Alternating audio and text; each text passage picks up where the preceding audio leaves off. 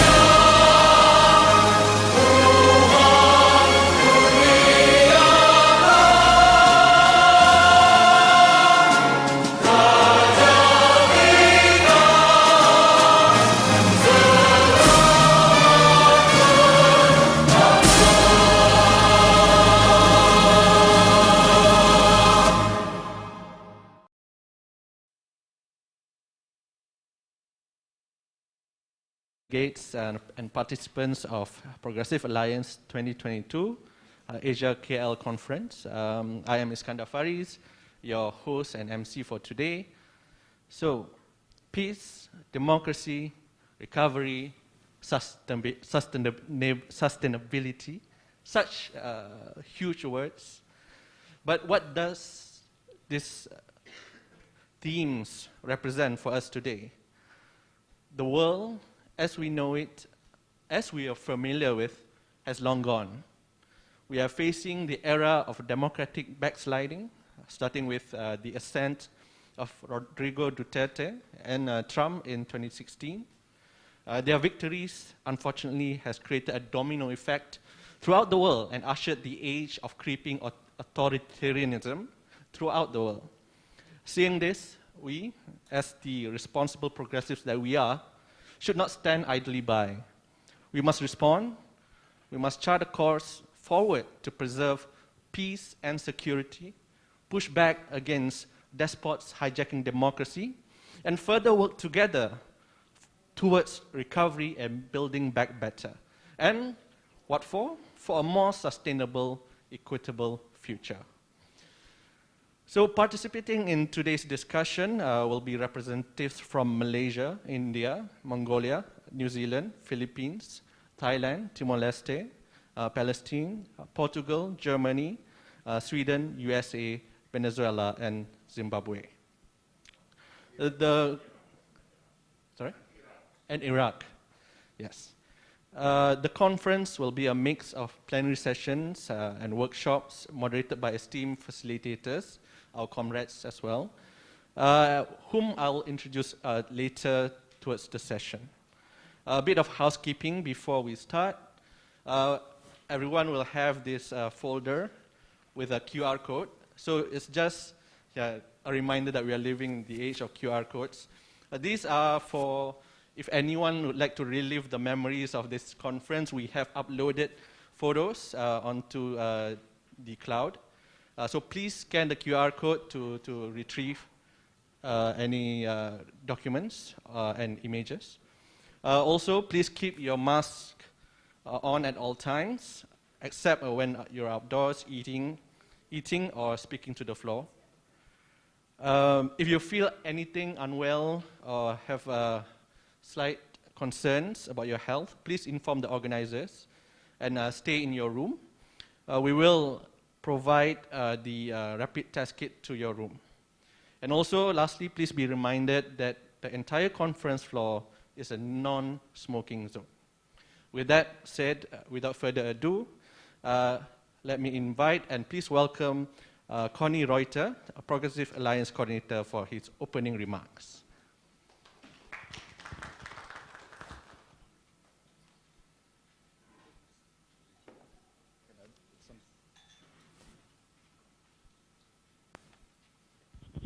Yeah, friends and comrades, this is the so expected, highly expected moment.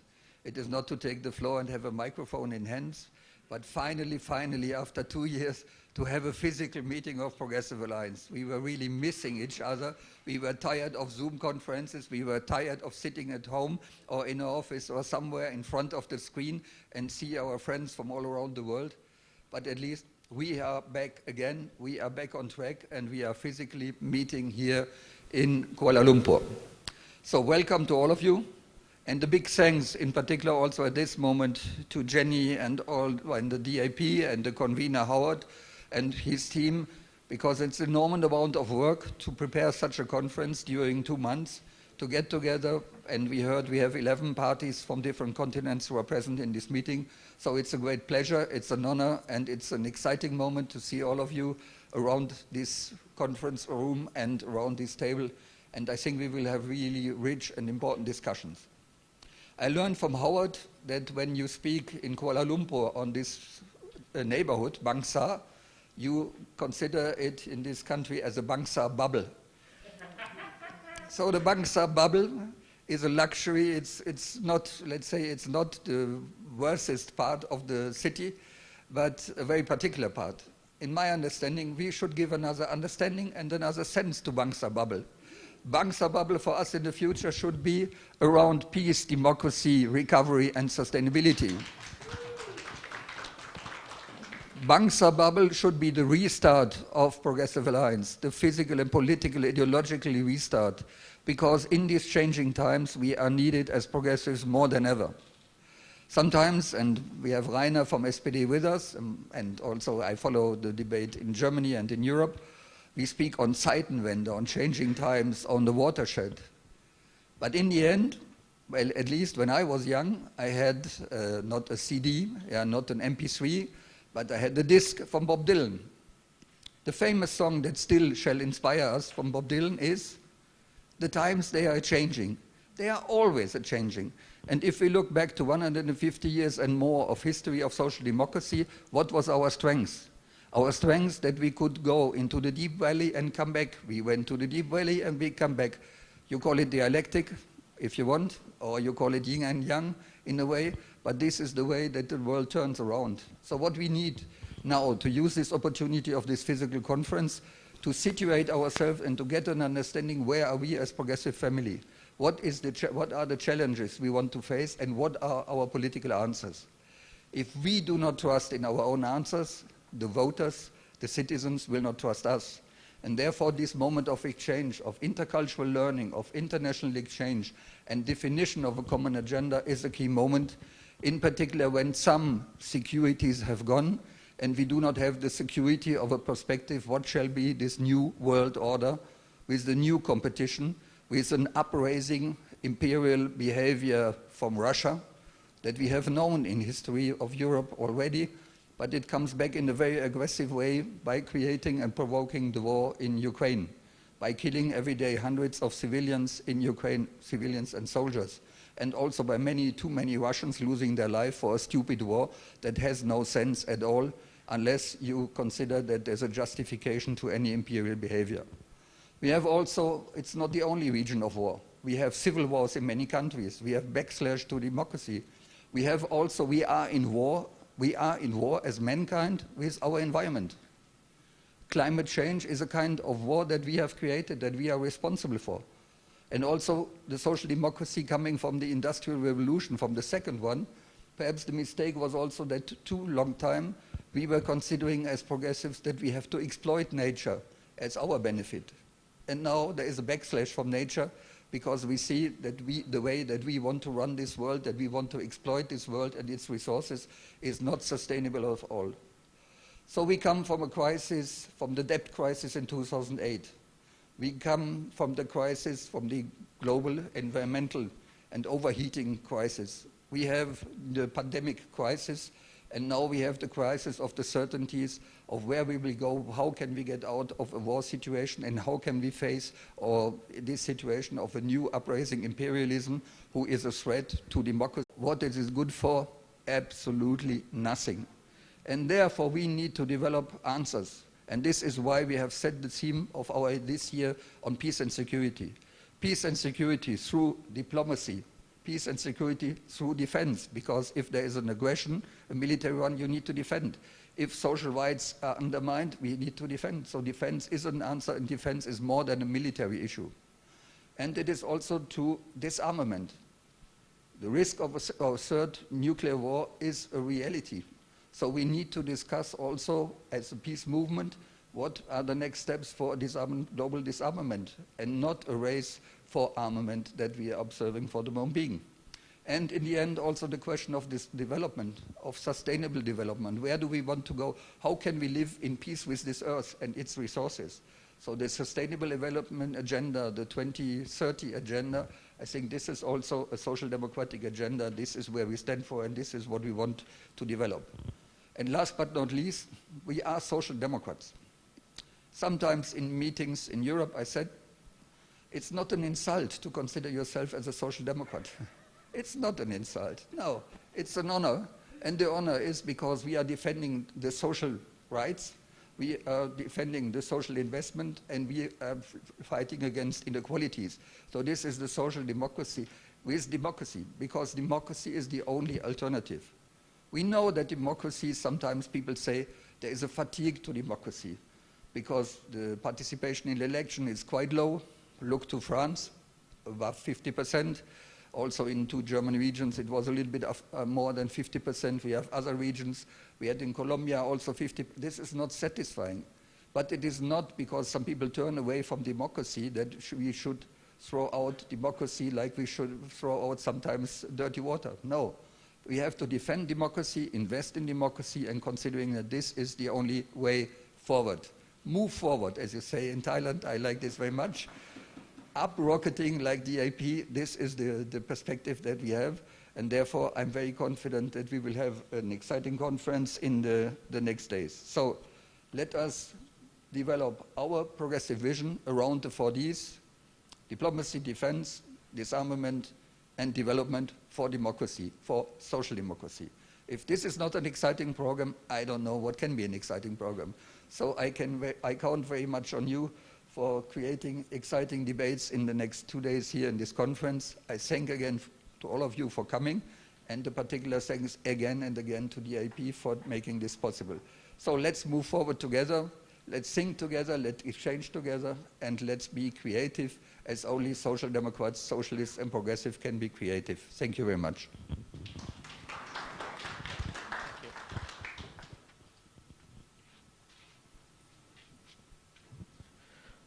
Thank you, Connie. Yes, I echo what he said, that democracy needs defending. We might start our conversation here in the Bangsa bubble, but let's not work in silos in the future. The bubble needs to burst so that we can spread the word around throughout Malaysia and throughout the entire world. For the next session, I'll invite the conference convener himself, Howard Lee, to address the session.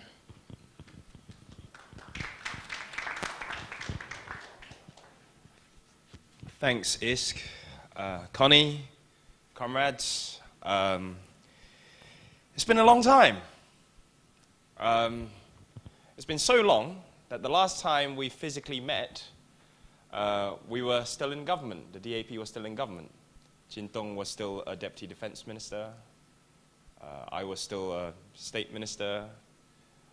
We were in a separate part of KL, not in Bangsa, not within the Bangsa bubble.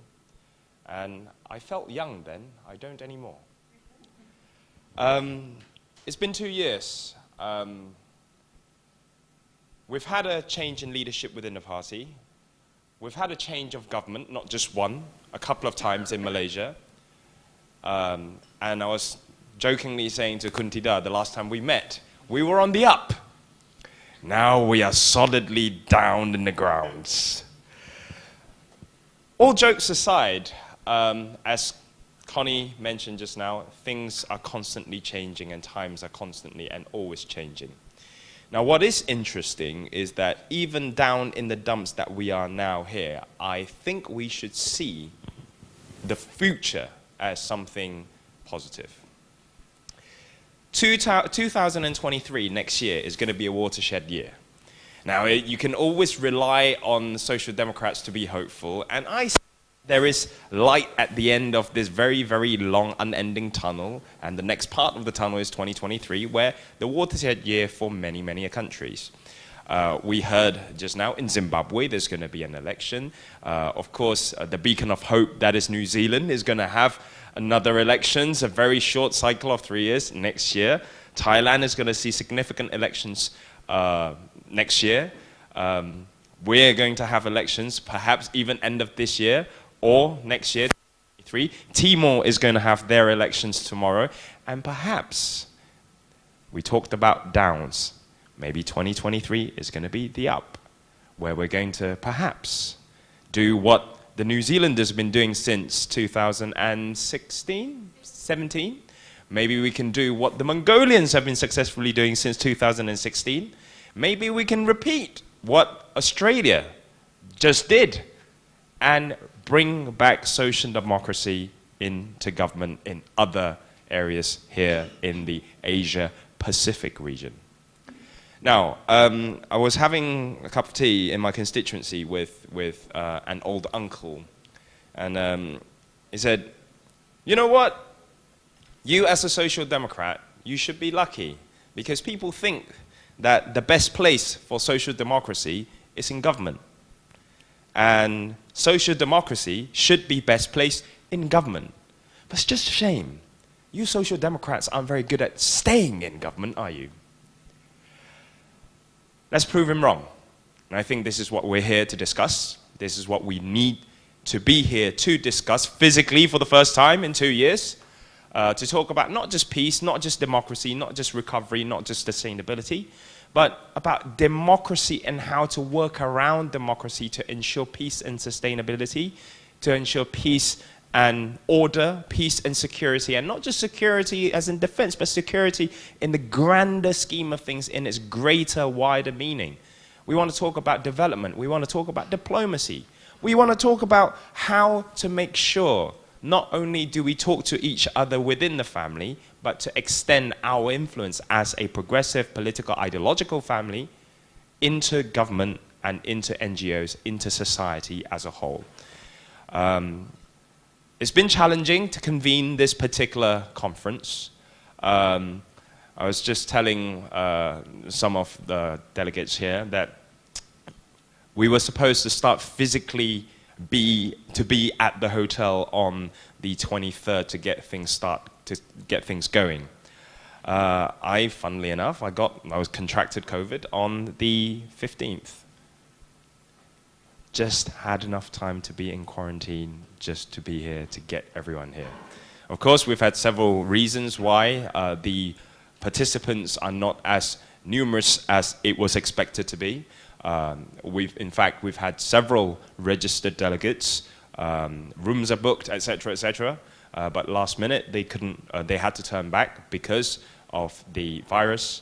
Some had family emergencies. But there are also some very positive reasons why some of our delegates had to turn back. I'd like to congratulate our friends in Iraq, because they've had to turn back to conduct some very meaningful negotiations to perhaps be in government, not just perhaps to be in government, but to have very positive outcomes coming out of Iraq very soon. So let's congratulate that despite all of that, they are here. So thank you, PUK, for being here. And of course, from Zimbabwe, all the way from Zimbabwe. Thank you, Gladys, for being here. And honestly, I don't envy the journey, but I love the fact that Africa is represented in this conference. Thank you for being here. It hasn't been easy, but I think just looking at the faces sitting in this room, I thank you, my International Secretary, for giving me this opportunity, and my Secretary General and my party for giving us this opportunity to be here. The first physical Progressive Alliance conference since the lockdowns. First of many, I'm sure. Definitely won't be the last. I look forward to the discussions, and let's be social democrats, and let's put forth the idea of social democracy in government right here in Kuala Lumpur. Burst the Bangsa bubble. Thank you.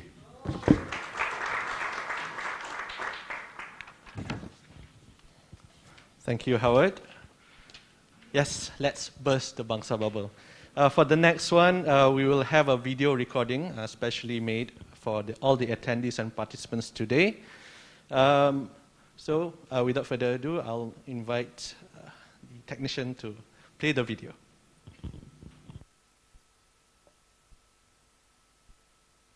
Dear friends, I would like to send warm greetings to all of you, our progressive friends from all over the world gathered in Kuala Lumpur. The topics you choose to address, peace, democracy, recovery and sustainability, have never been more crucial. The new world order is already here. The Russian invasion of Ukraine has completely changed the world dynamics as we know them. Parallel to that, the COVID pandemic that still impacts much of the world, the growing influence of China on the world stage, the emergence of BRICS countries and a surge in non-aligned positions are all redesigning the way relations will have to be handled in the future. As S&D, we choose to address the elephant in the room. We try to understand the new reality and we reject easy answers. We're open to understanding different viewpoints in order to better inform our decisions. I'm sure this Progressive Alliance Conference will bring many interesting and challenging ideas to the forefront, and we will pay close attention to its conclusions.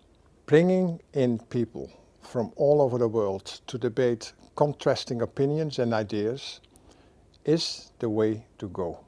Within our group, we also have an initiative that aims at just doing that, the Global Progressive Forum, which cooperates closely with the Progressive Alliance.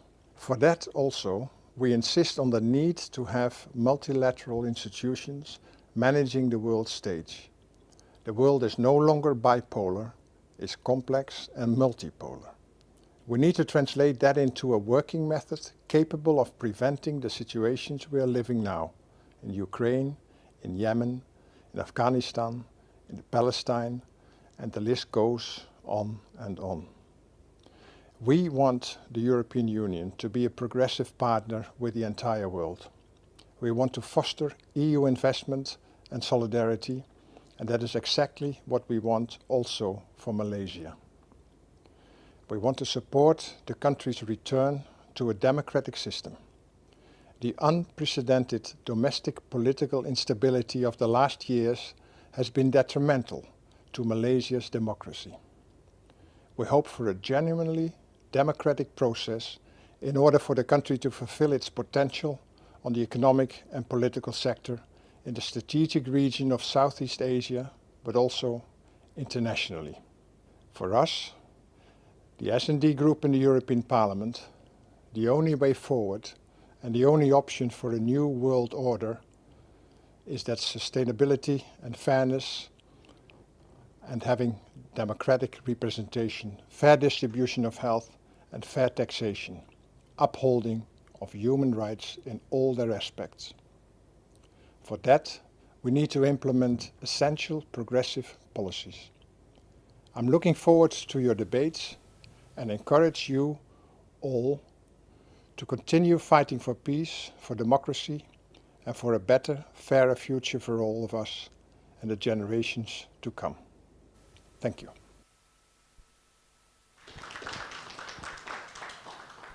Thank you.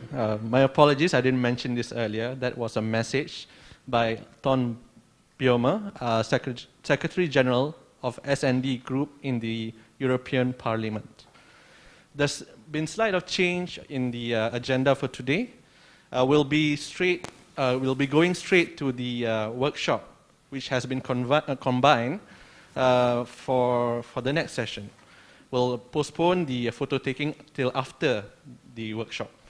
For this workshop, I'd like to call upon Howard Lee as the moderator.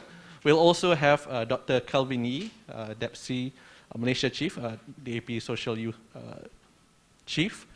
Lenny Sahabrao, also from the National Coordinator of All India Congress Committee's Research Department. Dr. Azad Sabir Ismail, Leadership Council member of PUK Iraq, and Malone Cornello from SOCDEM Asia. Please come to the stage for the workshop. So it'll be a workshop combining the topic of peace, achieving international peace and security, and also sustainability, economic and environmental sustainability and climate change. I'd like to pass the mic to Howard to moderate this session. Thanks, Isk. Come, guys. Take a seat on stage.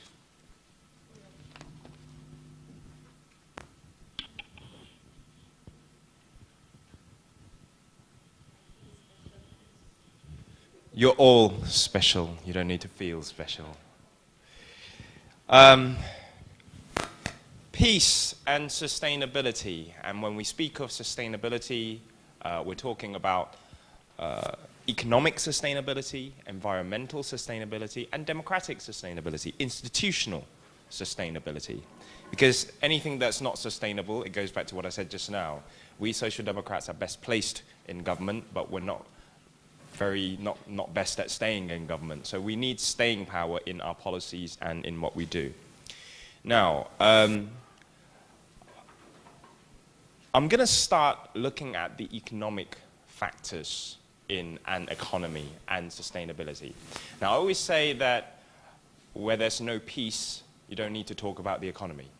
But very often, it is because of the economy that we lose peace, right?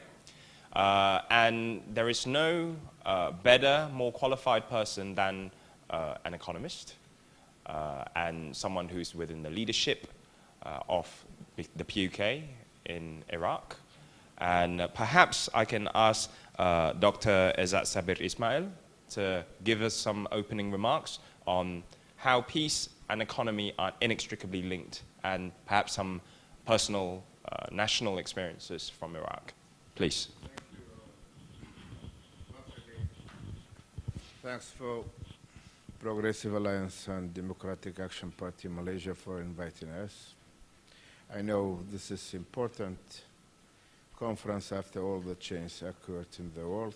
Price which is affecting all the people around the world, which means price which is affecting all the people around the world, which means with peace and security you can have economic sustainability, you can have better future for all, at least workers, employers. It's important to know that thousands of workers have been sent home to work online due to coronavirus in the case. They do their job for less salary, which is affect their life. At the same time, after the coronavirus, you can see some companies like Amazon, because of the virus of corona, their money and their capital becoming double and triple. But in the same time,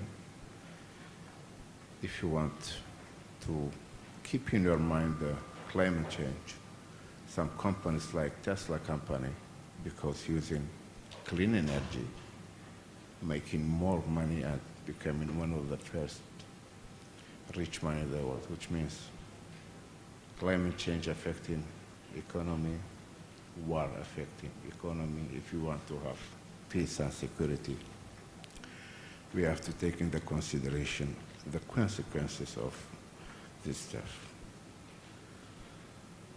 This conference is in the right time and it's very important because of all the changes about the economic sustainability because of the virus corona. As you said, after 2 years of physical meeting, that's why it's important, this conference in Kuala Lumpur.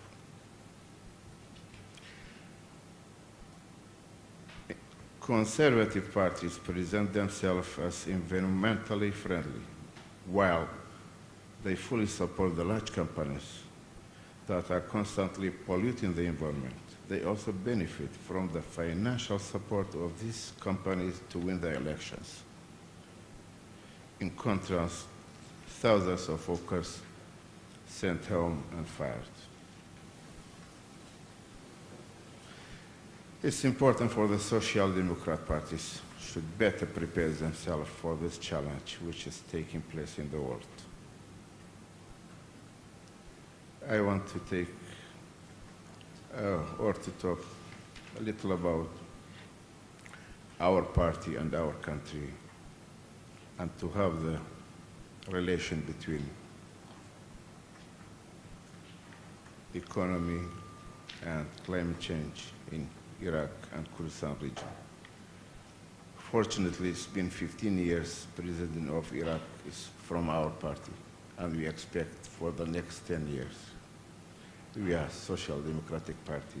We are active Social Democratic Party since the establishment of Progressive Alliance in 2013. I want to compare between, like, the oil price is rising in Iraq. Our budget is becoming double. It's around $150 billion for 2022. It's doubled in compared with the last year. But in the same time, rivers in Iraq, because of climate change, we have dust, we have droughts, we have problem with agriculture, we have problem with food. Price of food is going up because of the war, which means all the money is coming from the oil price. We have to spend it to compensate for the better life for our farmers, for our tourists, for our peoples, which means with peace and security, we have sustainable environment, we have sustainable economy. Like we are producing 4 million barrels of oil per day. But in the same time, we have problem with the agriculture sector, we have problem with the better life for our people. Particularly in Kurdistan region, which we are coming from, we are as a PUK party, we have 21 seats out of 100. We are running the government with 4 other parties. In case of security, as you know, in the past 5 or 6 years, 2,000 at least of our Peshmerga have killed fighting ISIS, which means as a PUK party, we are working for peace. We are sacrificing for peace. We are, as you know, like ISIS members was coming from all over the countries in the world, in Syria and Iraq, and we sacrificed it too much to fight with ISIS.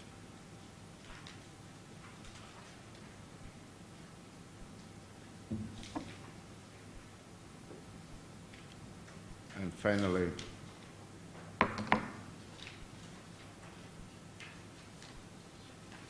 there is some responsibility for governments, parliaments, NGOs, consumers, workers, to take care about the climate change and for better sustainable economy for all.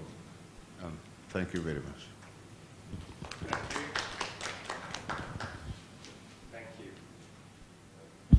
Thank you. Thank you very much.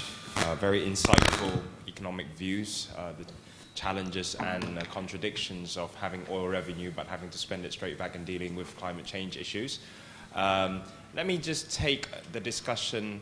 I mean, we are talking about peace, but when we talk about peace, we need to know about war. And we want to know about war right now. The Russian psyche is something that, because of this overwhelming cancel culture, anything that says Russia, we cancel because they started a war. But I think it's very, very important to understand, especially to many of us, especially in this part of the world where we don't speak Russian, we don't read Russian, we have no access to Russian media, we don't really know what is really affecting ordinary Russians. Because I'm sure many of them are losing families, losing family members, brothers, sisters in this war. Now, in the DAP, we have a youth wing, of which I was previously the youth chief, and I'm no longer because I'm old. but there is someone who has replaced me.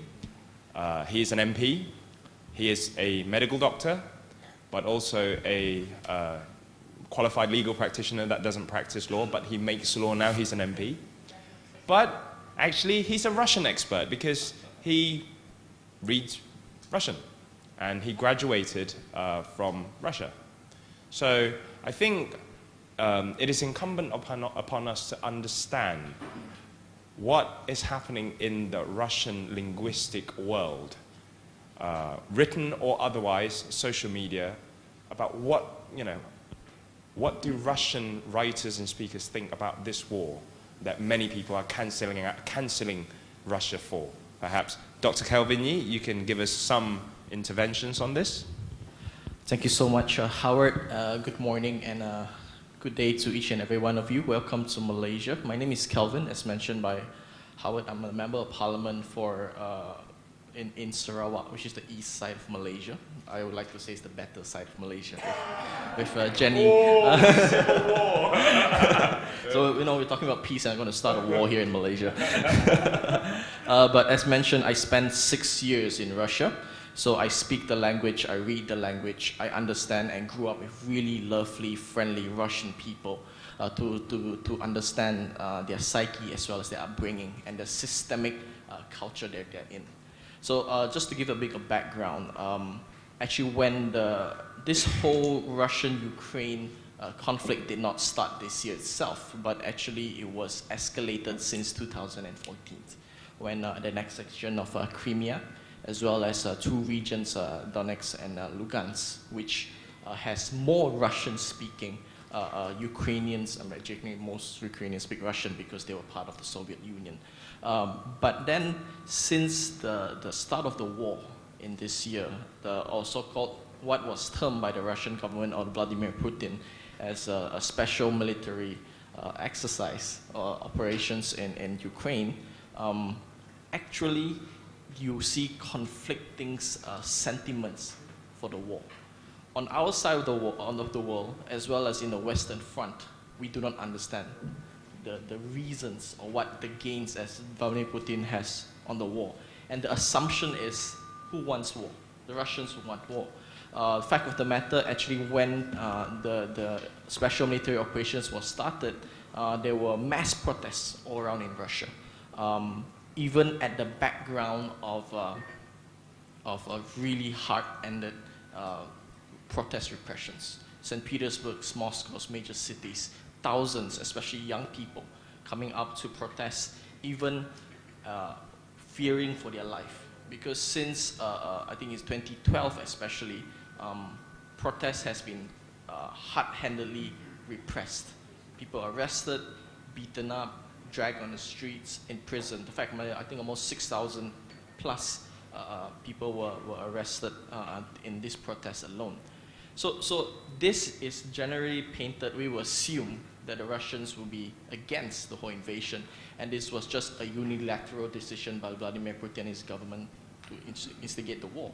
But recently, I was reading a poll that was done by the Levada Center, which is the most independent pollster in Russia itself. To put in context, they have been accused by the Putin administration as foreign agents in Russia. But that poll itself, and this was just recently, beginning of June, that says that 80% of the population supports the military. Of course, it's not a monolith kind of a poll. It's 50% of the Russian populations support without reservations. That means fully support. 30% supports with reservations. And this poll also shows an increased popularity of Vladimir Putin. And this is, of course, in the background of protesters' repression, state-owned media controlling the narrative, and of course, blocking of alternative media, social media, Facebook, Twitter, Instagram is blocked in Russia. It wasn't during my time, but now it is blocked. And then the main media, state-owned controlled media, Channel 1 in Russia, basically plays a whole different narrative to what we hear on our side of the world. If you understand the Russian language and if you read the Russian media, again, this support for this war is different in different generations due to upbringing and even perspective. For example, it is very strongly supported by the older generations that were part of the Soviet Union. They believe in this grand Soviet imperialist kind of a perspective and mindset. So very strong support among these generations. Then you have the generations, the 30 to 45-year-olds that grew up and had economic, to a certain extent, economic prosperity and advancement during the collapse of the Soviet Union. These are business people, and these are the people that actually are the strongestly opposing of the war. Because with the sanctions that's coming in, they understand the importance of globalization, free markets. So these are the groups that's opposing. Surprisingly, the younger generations, which has maybe no experience of being under the Soviet Union, maybe not yet fully experiencing the prosperity of economic growth after the collapse of the Soviet Union, these younger generations are somewhat supportive of Vladimir Putin's action due to media control and due to what they perceive as a strongman, charismatic leader leading the nation. So of course, again, it's not 100%. It's just a general statement. There's of course exceptions to that, but due to the propaganda and narrative that's in place, as I said, Channel One has been playing as if this invasion was a success. One of the ways that the people would turn against probably the government is once they realize how many Russians have died in the war. But the media paint as if the Ukrainians are the one that is suffering more. There are not many deaths among the Russian side. The Ukrainians are Nazis. The Ukrainians are putting civilians on the front as human shields, and that's why civilians are dying, because they promise no civilians to be attacked during their propaganda. And they even paint the sanctions as damaging not to Russia, but to the Western Front. And they paint images as if, just very recently, they say that Germany and the EU are suffering because of the gas pipes. They say that there's not enough energy to power power even the industries in EU. And recently there's even saying that Joe Biden in the US has not enough baby food because he's too focused on Russia and Ukraine. He's not taking care of his own people. So this strong narrative, as well as painting a siege mentality of Russia against the Western Front and the rest of the world, somehow has been effective in terms of rallying the people. So one theory of why Vladimir Putin started this war was due to his dwindling popularity. But the moment he started this war, he painted an external enemy, and he played, to a certain extent, nationalist, imperialist sentiments. It increased his popularity. And this is something dangerous. Because the problem, in my view, the enemy we have is not Vladimir Putin, but it's the autocratic system that Russia has in place. And this autocracy was put in place by elections. Free elections, or if you can term them as free elections, or relatively free elections. So again, Russian people overwhelmingly voted for Vladimir Putin to extend his term. There was a constitutional safeguard to limit the term of a president, but that was removed for Vladimir Putin with a very overwhelming response, overwhelming support. So again, this is where our challenge is. Democracy is the answer to autocracy. But how do we, as democratic progressive leaders, offer better leadership comparing to just curbing autocratic repression? And that's the challenge before us. Because in order, what our theme is peace, democracy, recovery, sustainability. It's not mutually exclusive of one another. We need each and every one of it to achieve what we want.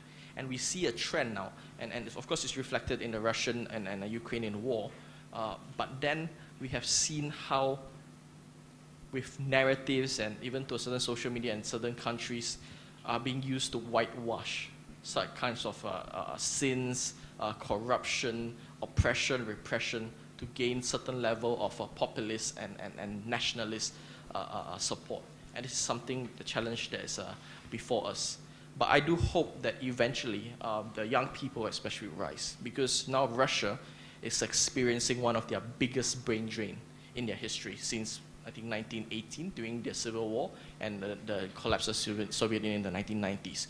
And the people that are leaving Russia right now are the intellectuals, the IT experts. You know, Russia is one of the top IT nations in the world.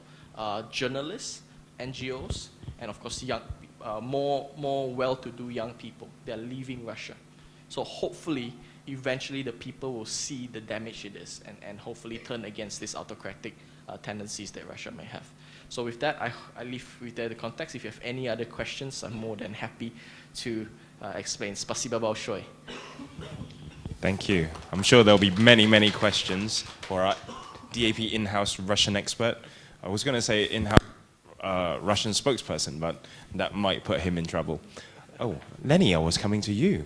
Oh, she wants a drink. Water. Now, India, the largest democracy in the world. Of course, you're in opposition right now. That may change, or it may not. I think what is important for us to know from the largest democracy in India, and of course we all know democracy is a noisy business, what's the experience of maintaining, and that many people think that India is monolithic, which is not, is one of the most pluralistic, linguistically, ethnically, religiously countries in the world. How does one reconcile with democracy, with that amount of multitudinousness? And what is Congress doing, being one of the oldest parties around in the largest democracy? How does one deal with all that noise? And how do you keep peace with all that democracy? Please, Lenny. Wow. That's a thoughtful question, I must say. Well, a very good afternoon to one and all. It's a delight to be part of this August gathering. And I have been chosen, let me put this word, chosen, to speak on the topic of peace and security. Now, as Howard was mentioning, that India has different colors, culture, and we also, I come from this very particular representation of called Kshatriya. Kshatriya are known as warriors. And a warrior over here is going to try and speak about peace and security. So, but I think this topic over here is very important to discuss, seeing the turmoil not only in India, but across the world today. The situation in Ukraine is very well known, but that is a war on face. But each one of us sitting over here are having this fight of ideology within our own countries. We are having fight on values and also livelihood.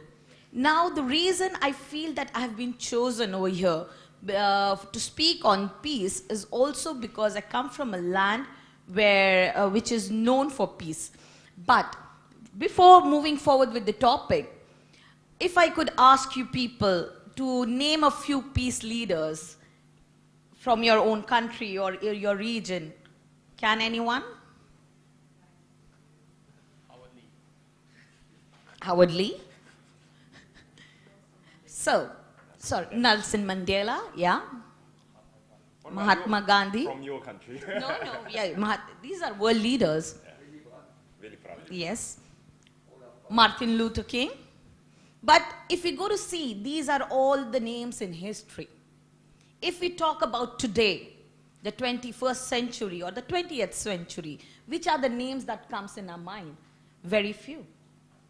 From the Asian countries, from Myanmar, Madam, I might spell the name wrongly, Aung San. Yes. And Malala is there because she had a very difficult fight, but there are very few names when we think about it. Yes, of course, Nelson Mandela, Mahatma Gandhi, Mother Teresa, all these people have laid parts of values of peace for all of us. And I think the people over here with whom we are gathered, somewhere have taken seeds of values from them and moving forward. But there is a lot more that we can do. And I think in a way, the PA and DAP calling us over here is a very, very strong step towards achieving the same. Now, historically, if you go to see many of the Asian countries, especially India, we were invaded by the Mughals, we were invaded by other Afghans, Britishers have ruled over us for a very long time. And we've seen war over war. We have seen many of the people ruling us and the rulers going back, and we re-achieving our life in a way. Now, coming from the historical background, today in India, what Harvard actually pushed me to speak about is the current situation. The current situation in India is almost like any other country who is being ruled by the right wing. And when I say Indian right wing, it is the most extreme right wing me as an individual have experienced. When I say this with a lot of responsibility over here. As Howard also mentioned, my leader Rahul Gandhi describes India as union of states. Why union of states? We have almost 31 states and different languages. Each state have multiple languages. Each tribe has a different language. One tribe might not understand the language of the other tribe. And then there are advocates who say that India is a Hindu Rashtra, which means the Hindu nation. I personally represent the same community, but I believe I'm an Indian first. Yes, Hinduism gives a lot of values in life, but that doesn't mean that I need to devalue or disrespect any other religion or community. Now it is a very, very big challenge when you have multiple languages and cultures in the country and to secure democracy and peace in this given situation. There are advocates who say that this country is of one color, but I don't believe so. And the Indian National Congress each day, rather each minute, is fighting to restore the dimensions that India represents. Now, if you go to see the situation in India, I'll give you 2-3 examples. Most of us must have heard about the farm laws. We had a very, very big protest. Now the farmers are from all the communities, but they were pictured that they represent a particular community where the elections were going on, and there was a third party who took advantage of it and made government over there. Recently, there is this lady named Nupur Sharma who made a very, very derogatory statement against the Prophet Muhammad. And there was eruption of anger amongst all the Islamic countries, and India had to publicly apologize, saying that this won't happen in future. She is the spokesperson of BJP, which is the ruling party. She was also a student activist, and we were together in the university fighting for different things. And she was a total different person back then. But being with the right-wingers changes your mindset, your view towards the world, and you get very, very, you start living in this small box, which you believe is made out of gold. But no, there are more pearls, more diamonds outside, and even the stones which are very important in this world. So that stirred a very, very, that gave out a very bad image of the India, where we had to apologize to all the Islamic countries. Publicly, the ambassadors of the country were called upon, and it was not a very good situation. Another example of disruption in India today is against like what I eat. Everyone is being questioned that what you're eating. If you're eating beef, if you're eating meat, people are being killed. People are being, there have been instances where people are being attacked and killed for the reason of eating something. I don't think there would be any darker times in India where a person is being killed for in which language they speak, what they wear, and what they eat. And these are the challenges that Indian National Congress always speaks about. And we want to safeguard the culture, safeguard the democracy in the country. And the toppling of governments has also been a very big problem. Now, what is the way forward to all these problems, be it within India or outside India? I think I'll take myself back to where I started. We need more advocates of peace. We need world leaders, and I think there are few sitting amongst us also today, where tomorrow we see them as world peace leaders. Now, if you go to see, we were discussing about Ukraine, and so the last year's Peace Award actually was from Russia. His name is Dmitry, right? And the other person is from Philippines, Maria Ressa, and the Peace Award was given for freedom of expression. And I think to be advocates of peace, we need to work on our fundamental rights, the freedom of expression, the freedom to speak, and also to express ourselves in a way that the world listens to us, cares for us, and takes the way forward. I believe that being part of such discussions and replicating them in our states, in our countries, within our community, will definitely take us towards better, secure world. Thank you. Thank you. I think from that what we can draw is that identity politics is both a weapon as well as a tool. If you use it correctly, it can win you elections, but it also can divide a country or a community even worse than it already is. It's whether we, as Social Democrats, can and should use it or not. That's a very provocative question to ask. Now, my old friend Marlon, SOCDEM Asia has been a stalwart regional organization that has not only specialized in, but with real outcome, produced lots of young leaders from the progressive family in the region. Now, SOCDEM Asia, as such, right now, is still SOCDEM Asia, but can it be called SOCDEM Asia Pacific? Because now we have New Zealand and Australia being back in government. We need to leverage on them. But nonetheless, we're talking about capacity building, and capacity build we must.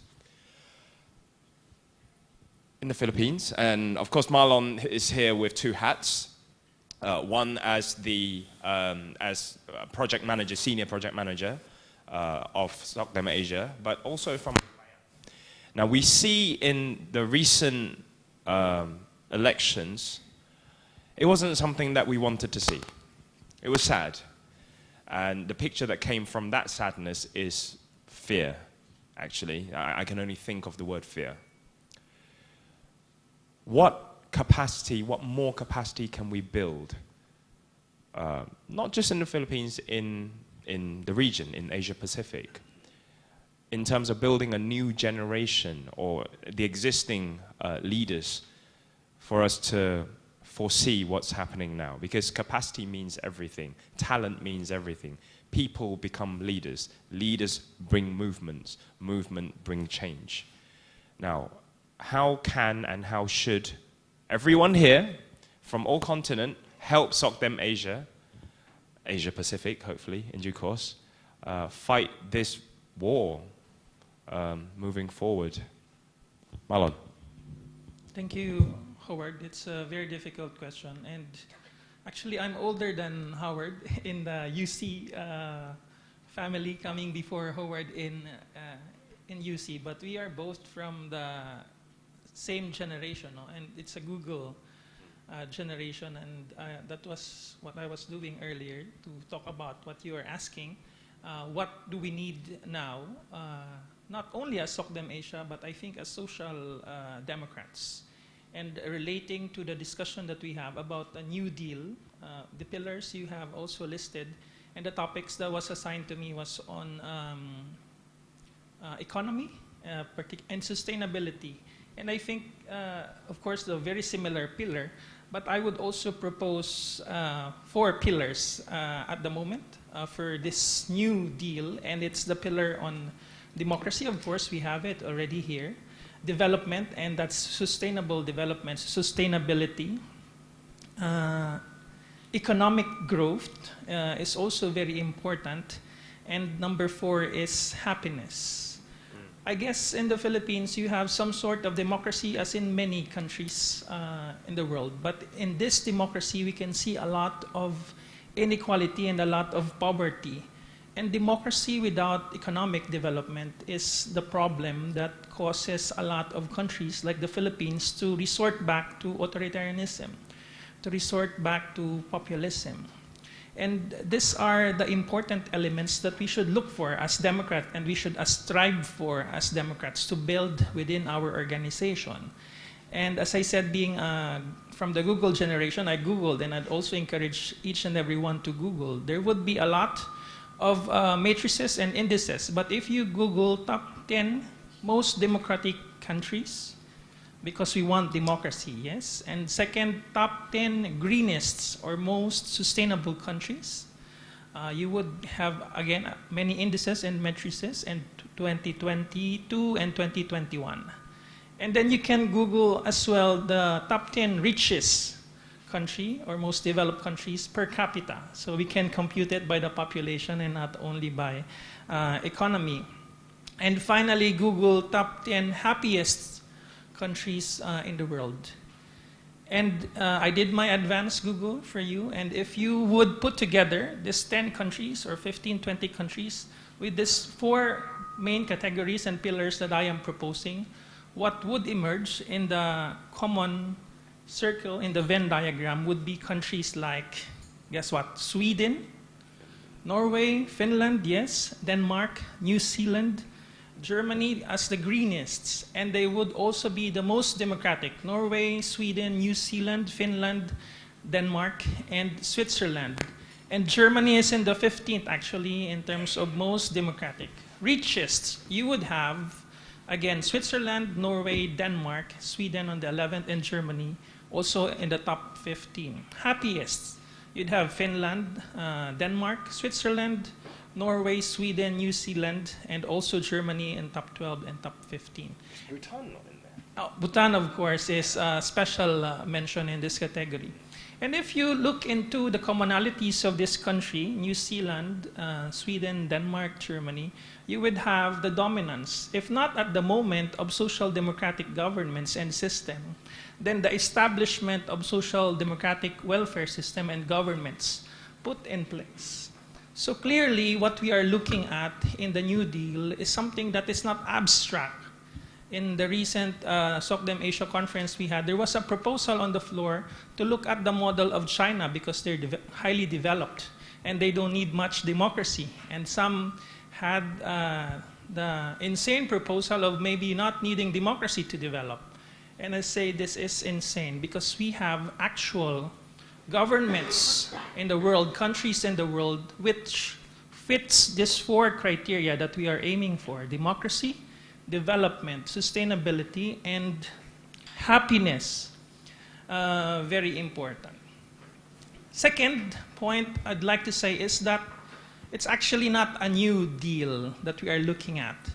And I'd like to bring you back to 1961 in Germany, and it was our hero, Willy Brandt, who said that the sky over Ruhr region must be blue again. And this is the time, if you would recall 1961, of high industrial revolution and where factories and pollution is starting. And it's Willy Brandt who first noticed and brought attention to environmentalism, 1961. I'd bring you back to 1966. And in 1966, what happened was that we elaborated in the Universal Declaration of Human Rights into 2 main covenants, the civil and political as one, and then the other is economic, social, and cultural rights as the other. And if you would go behind this covenant and declarations, who do we have leading the world and the countries of the world during that time? Willy Brandt was the prime minister, chancellor in Germany from 1969 to 1974, the leader of the Social Democratic Party from 1964 to 1987. You have Olof Palme leading in Sweden also during that time. the Labour in the UK was also in government during that time. So those who forged actually the Universal Declaration of Human Rights, coming to detailing them into civil and political rights and economic and social rights, are social democratic leaders that we had during that time. And they laid the seeds and the foundations of what defines us social democrats. We are democrats, but different from the liberal democrats, we also have a big focus and importance on economic, social, and cultural rights. So it's not, I would say, a new deal in this sense, because social democrats, our great heroes and leaders, have proposed this already.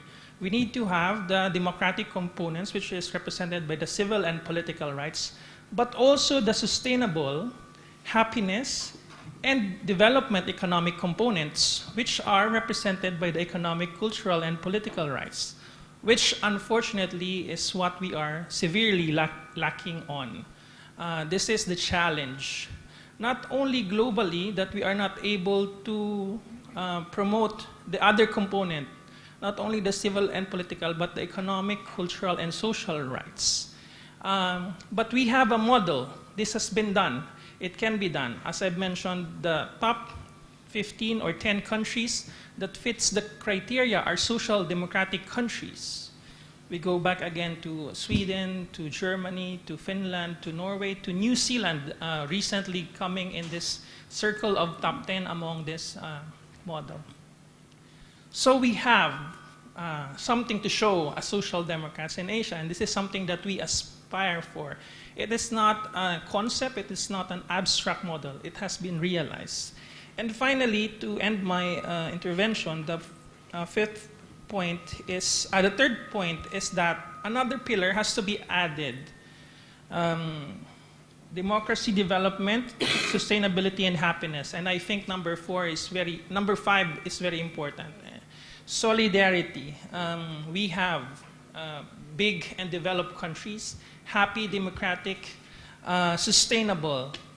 But this is not the reality in the global world. As you can see, these countries are more in the global north. And we have this model already, and our challenge is to extend it, to realize it, not only in the global north, but also in the global south, in Asia and Latin America, and in Africa. Thank you. And that's the fifth pillar that we need, solidarity. Thank you. Almost sounds like the fundamental basis of social democracy: freedom, justice, solidarity, and democracy. They've all had their opening remarks. Now it's your turn to work. Any questions, delegates and participants? Anyone? Come on, put them to work. Okay, they're processing. I mean, of course, these are very, very complex interventions that they've made in a very complex topic. So, anyone has any views or questions at all?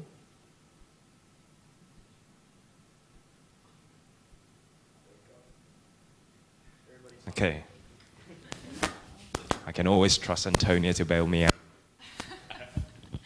Thanks, Howard. I think I'm still processing a lot of your contributions this morning. Thank you very much, the four of you, for such really thoughtful and in-depth, knowledgeable contributions. It was really interesting to hear all four of your perspectives. I guess I'm sitting here listening to a lot of the discourse this morning and thinking about what can we learn if we're looking at this idea that we need to solidify peace and solidify democracy within our countries, within our regions across the world. What can we learn from your experiences? And is there, a way that you can contribute that, perhaps we could take to our home countries, we could take to our work across the region and think about how we either implement in our own countries or how we can act in solidarity with those who might not be experiencing the same privileges of peace and democracy that we might experience at home? How can we how can we act in that way? Thank you. Yeah, because this is coming from my comrade from New Zealand, I would like to give you one incident which happened during the COVID times. So the Embassy of New Zealand in India, the Indian Youth Congress was working, which is the youth wing of the Indian National Congress, was working very hard during the COVID times. And there was one staff in the New Zealand embassy which was in need of oxygen. They wrote to the foreign affairs ministers, they tweeted, but you know, oxygen is something that you need very, very immediately. And they tagged Indian National Congress, and we were able to provide oxygen much within time and thankfully save a life. But then your Prime Minister was questioned. And she had to give an explanation that why did you take help from the opposition and not from the government? The government was not able to reach in time. I'm not saying that government was working or not working.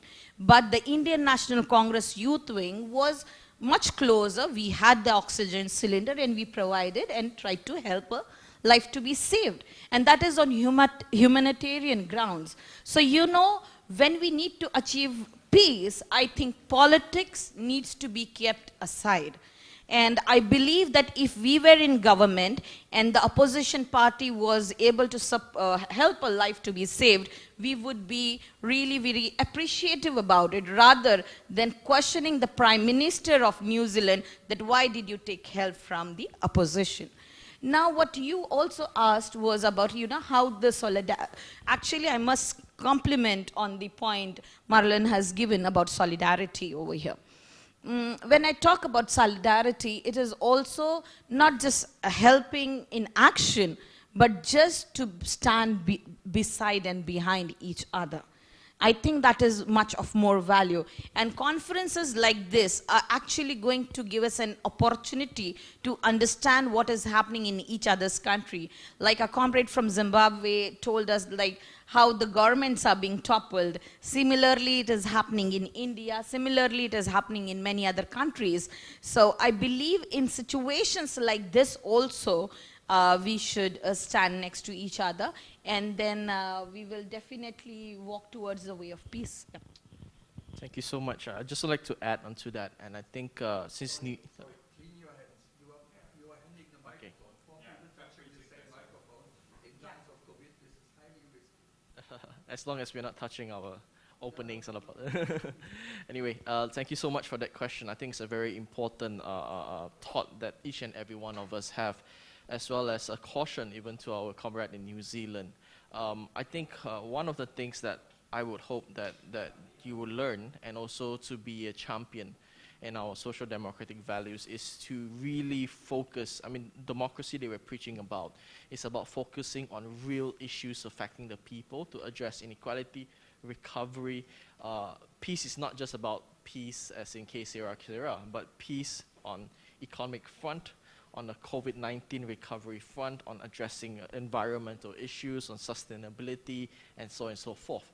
So I think one thing New Zealand can be a champion is how to continuously focus on these important policies to address these issues to maintain peace, rather than resort to, and very tempting to sentiments of populism, authoritarianism, which is a lot of our regions are experiencing. So I think one of the good things that you can do in solidarity with us is to continue be that champion and not be tempted to dip into the populist sentiments of nationalism, right wings, or even authoritarianism. So yeah. An example, in the past 10 years, Mr. Jalal Talabani was leader of our party and president of Iraq. There was sometimes there's a war between Shia and Sunni, and they're killing hundreds of each other. PUK party, as a social democratic party, was between them. not letting to kill each other, and in the time of the ISIS, like PUK as a social democratic party fighting instead of all over the world to not let ISIS to damage all the humanity. That's what the Social Democratic Party doing in their places. Thank you.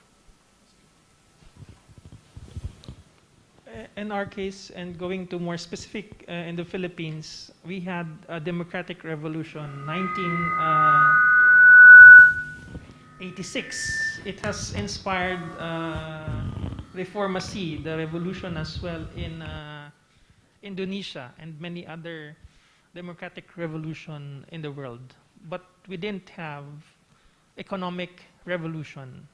The people in the Philippines continued to languish in poverty. And now this democratic revolution is discredited to have also caused further poverty in the country. Voting Marcos back into power, they said, would bring back order, would bring back development. So this is something that we should always look into. We bring in democracy, in quotes, but it's not translating into development. It's not translating into the social component of democracy, the economic, social, and cultural rights and upliftment of the people. Then we would expect automatically democratic rollback and going back to authoritarianism. So it's a sad lesson for us in the Philippines and other countries that are working just only for democracy without the component of social development and mobility.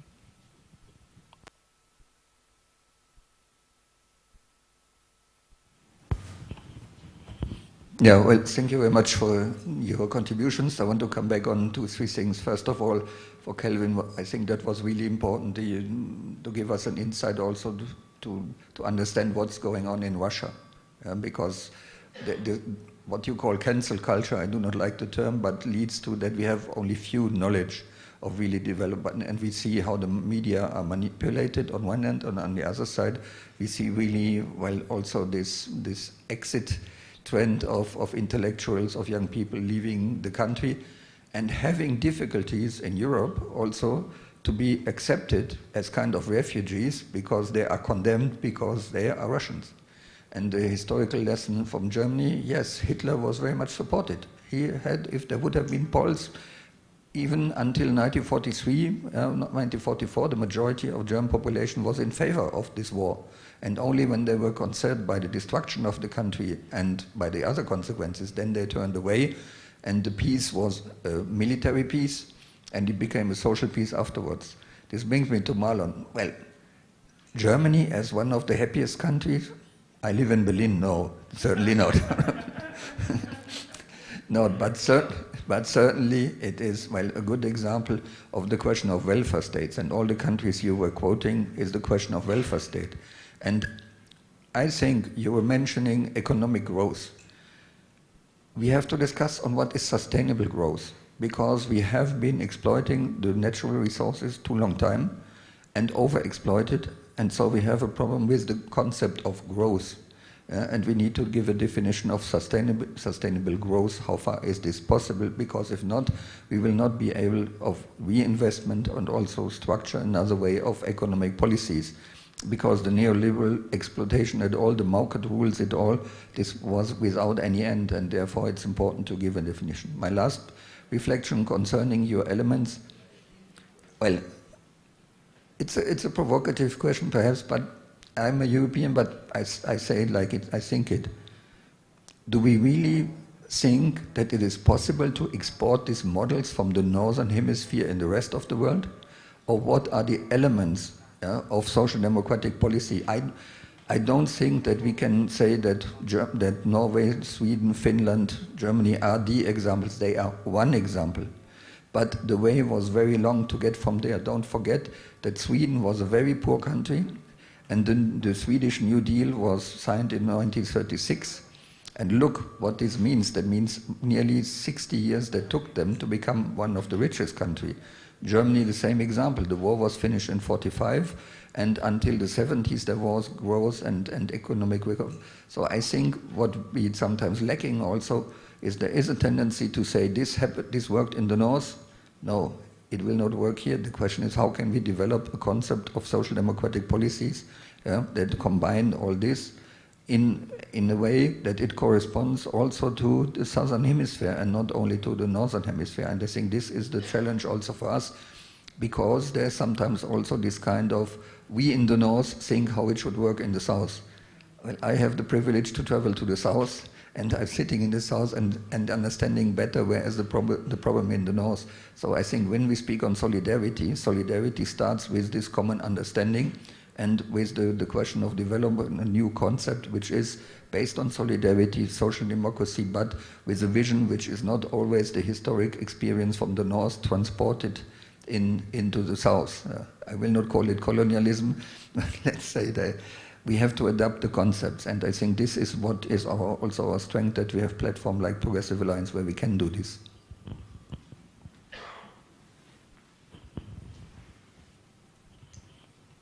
Can I further elaborate on what Connie just mentioned about that? We just organized an academic program on local government, and it's really a clear evidence of how we can actually learn from the north.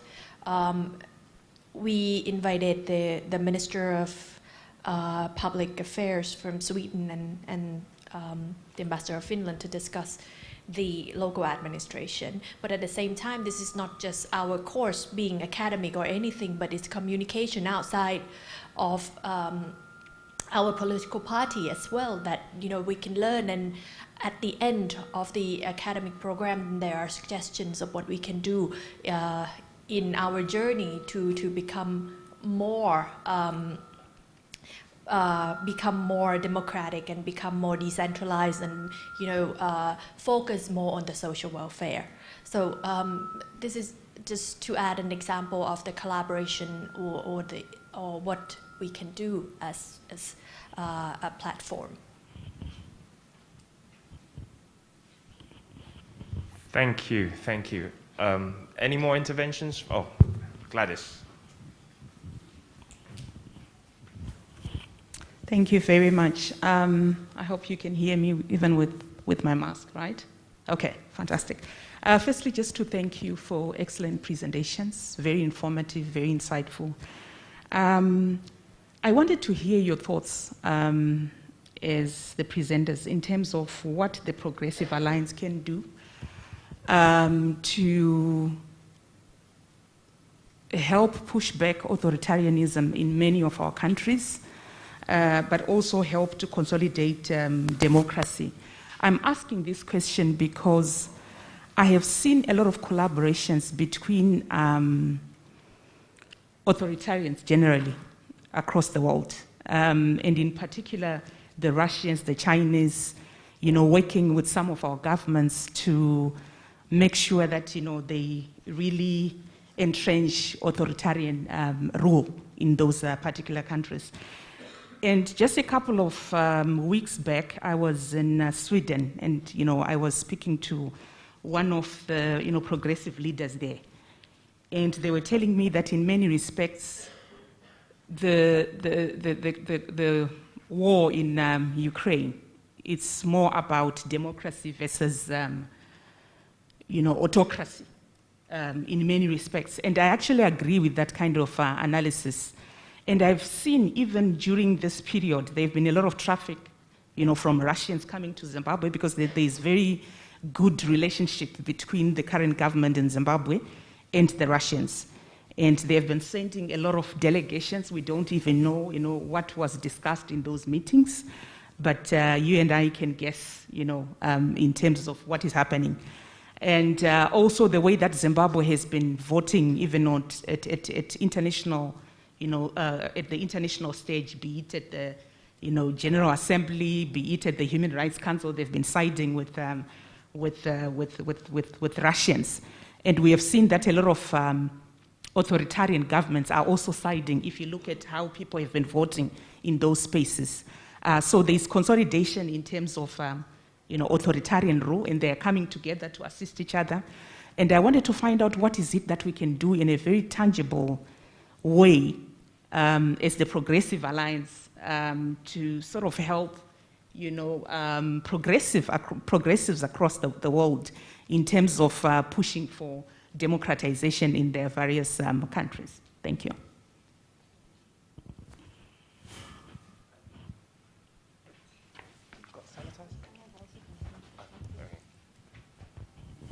Thank you, Howard, and thanks for the great inputs. I think when we talk about sustainability, it's now the talks of every country, every government, and the concern is like sustainability is, and we heard from Ismail, for example, that the parties saying that they are very concerned about the environment, yet they are actually destroying the environments where they are now. And so these are the things I think are very important for us. I mean, we heard from Marlon that the economic, social, and cultural rights were elaborated, I think, and that's important. Yet, therefore, we need to be very clear as progressives, as social democrat, what are we actually proposing, and how do we show that we are different from other authoritarian government who claims to be also very concerned about the environment. Thank you.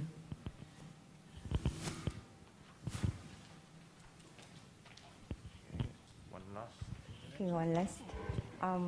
Aside from, as I have observed, many of us here, the New Zealand won the election, and they are the ruling party in New Zealand. So aside from winning elections, actually my question is for everybody. Aside from winning elections and electing social democratic leaders, I am interested on how do we engage capitalist neoliberal who really control the resources in most of our country, and they got elected. How do we engage and how do we influence them?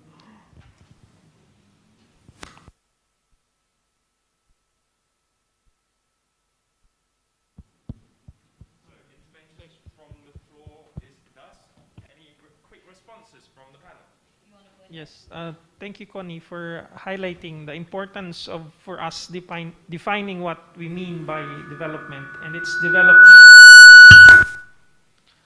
that is sustainable, that is green. So in the countries that I also asked you to search, there is an index for the greenest in terms of sustainable development countries, and in this index, Germany is number 8 and New Zealand is number 7. It's a quick Google, but if maybe we need to aggregate it more years so we can see in the past 10 years which are the greenest countries, but it gives us an idea of the countries that we can model in terms of democracy, development, sustainability, and being happy as a people, because at the end of the day we all want to be happy, and it should be a goal for every government to ensure happiness of its people. Yes, this is mostly northern, but as you said, it's not the only model that we have. We are exactly in Malaysia, and in SOCDEM Asia, this is something that we have been discussing in Asia, Asian social democracy, and do we have models of Asian social welfare? And yes, we have Penang to look into. Yes, we have some states in India that advocates such social welfare and democracy. We have been long in discussion with Nepali Congress, because Nepali Congress have been in government quite long, the Nepali Congress Party, as well as the Mongolian People's Party. These are models in Asia that espouse social democracy and socialism and continue to rule democratically and provide welfare in their countries. So yes, there are models that we are looking at in Asia for social democracy. But globally, if we look at the countries, unfortunately, majority, or I don't know, we are looking at models, Connie, when we are looking at models, it's either this European social democratic countries, US, China, Singapore. And the options for us should be clear. If we're going to look for models, if we are in the process of modeling what countries should look like, then the best is the countries that are democratic, happy, rich in terms of per capita and in terms of distribution of wealth, and sustainable. So we are looking at that. We don't want a model that is developmental but not democratic. And this is what the other Asian model is being proposed. We should be developmental, democratic, sustainable, and happy at the same time.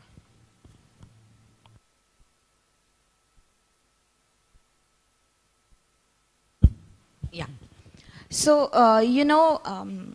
I'm sitting here with the panel, but I believe that I'm sitting in a classroom. When I especially heard Connie just now giving inputs on what these two gentlemen spoke, and this is the answer to what Peck actually asked. What is that more that we can do apart from just contesting elections? That was your question, right? Yeah. So, of course, discussions like this, not just usage of our ideology, but also music and culture is something that is going to bind us. Now, answering or commenting on what Gladys asked, you mentioned, you were asking about, can you just pinpoint once more? You want me to repeat the question? No, not the entire question, just the...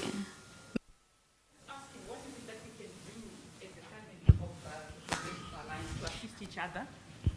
I was saying, what is it that we can do as the family of the Progressive Alliance to assist each other in terms of pushing back, yeah, authoritarianism in yes, various countries, yes, where authoritarians are consolidating in a very tangible I think the first step towards it is identification of issues. Today we all are sitting over here and we getting to know many things about each other's country.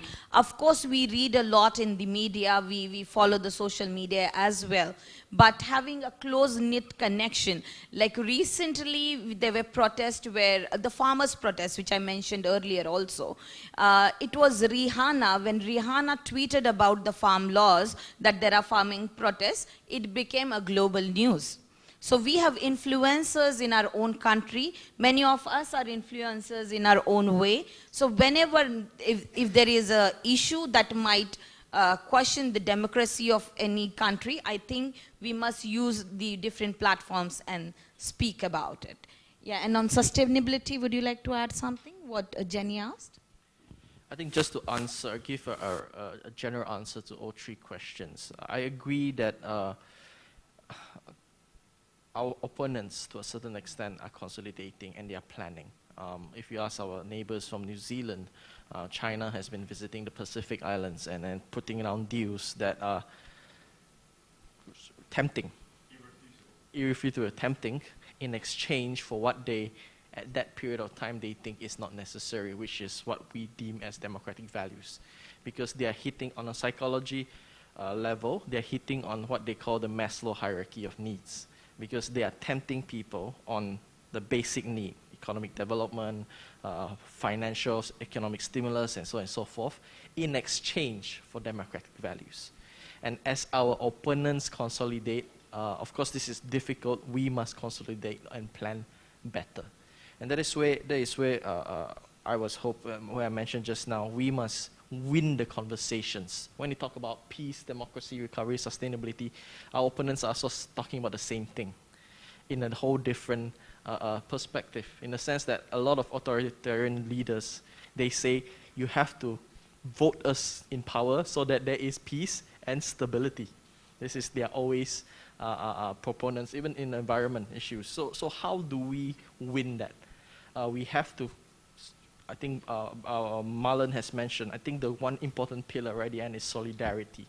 I think one thing in my view COVID-19 has taught us is that we cannot function as silos anymore. I think this is a global issue, and for a global issue you need a global response. I think to a certain extent COVID-19 has made a lot of countries insular. So let me care about my country, when the fact of the matter is an infectious disease affects everybody. So you cannot just care about your country per se. So that is where we need to consolidate, we need to plan better, we need to win the conversations, we have to put forth policies that address the Maslow needs, the basic needs, and show that democratic values is the answer for long term to address even development and sustainability and peace and security and recovery, especially post-COVID nations. So I like to, I'm a huge Star Wars fan. And then if you're a big Star Wars movie, every time the Empire or Darth Vader comes out and says that we need to destroy the rebellion to bring peace and order to the galaxy. So it's even authoritarians use that conversations. But we need to convince people that it is tyranny, it is repression, and it's not peace and stability. So I hope that answers the question. Thank you. As Connie mentioned, we have to be more specific about sustainability, economic growth. It's expected for Iraq to be in the top 10 countries for the economic growth for this year. But it's not reality. It's just because your oil revenue becoming double, it does not mean that your economic growth, you have sustainable economic growth. In the same time, you are losing your agricultural lands. In the same time, dust and storms come into your country, and like climate change makes poor people more poor and rich people more rich.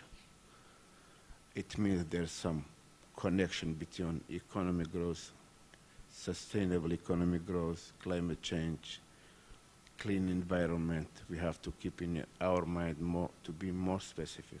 Thank you. Before your closing remarks, because Kelvin over here mentioned that he is a Star Wars fan, I'm a Harry Potter fan.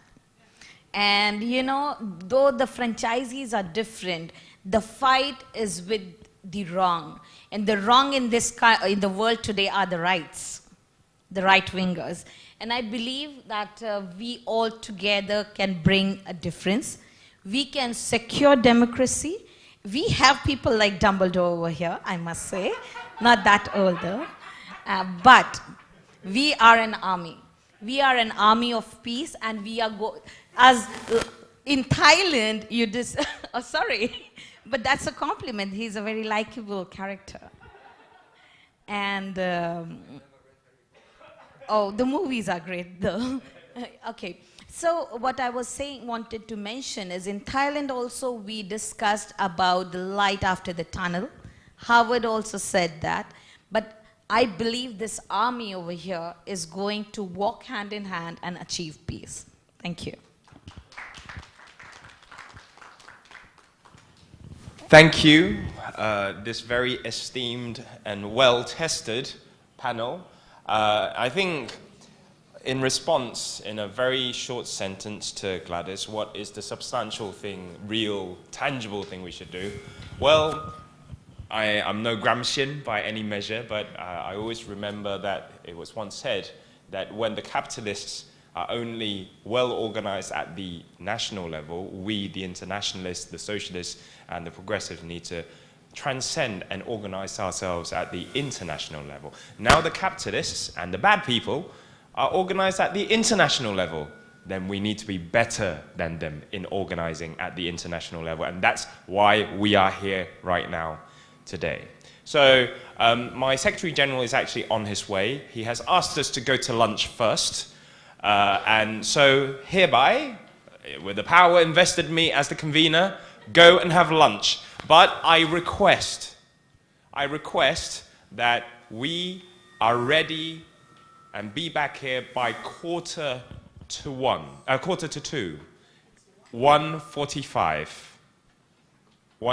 We need to wait for SG for the photograph. Yeah. So 1:45, please, because we need to be on time for Jeff Sachs. Thank you. Lunch is just outside. Please go and have your lunch. Thank you.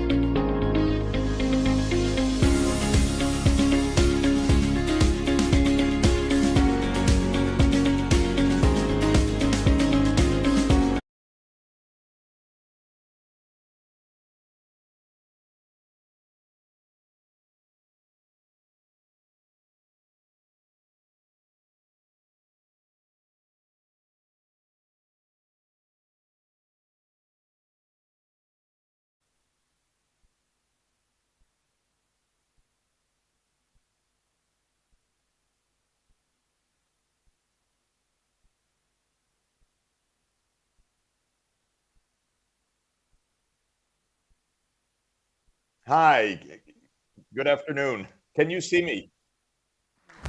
Prof, how are you? I'm good. I'm good and happy to be with you. Glad that the technology has worked out so far.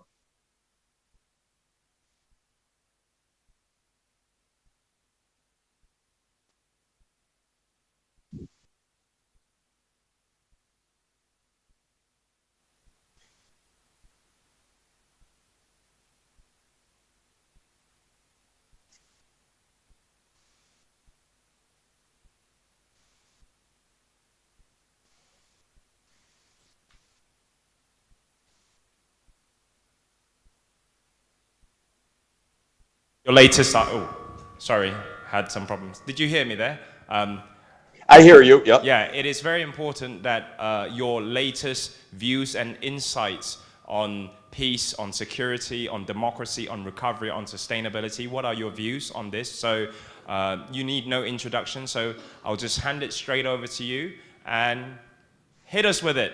Thanks, Professor.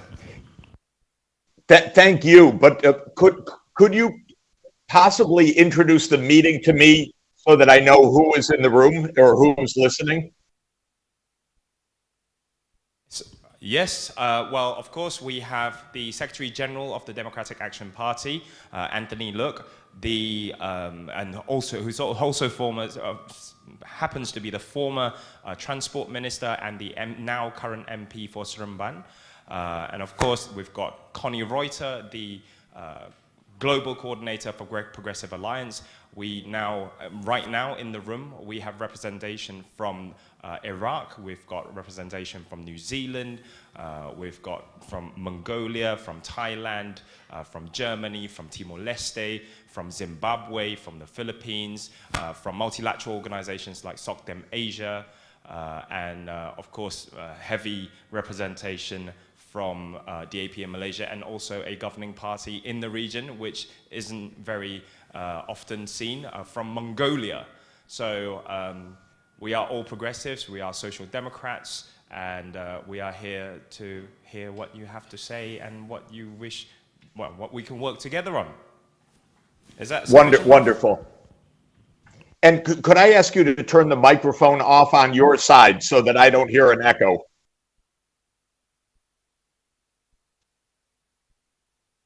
Okay, thank you very much. Actually, I'm hearing a loud echo.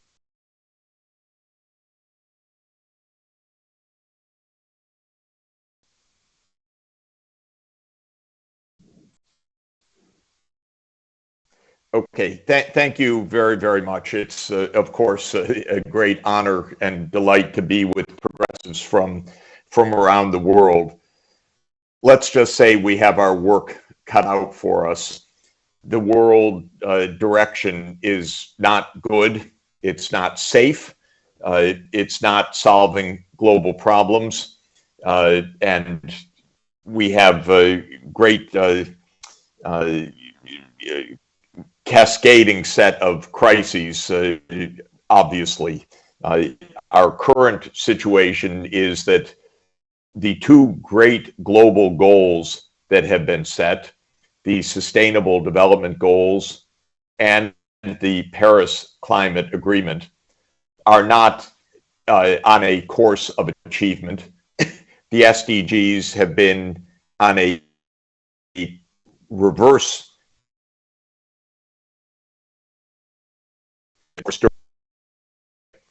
and now with the war in Ukraine and the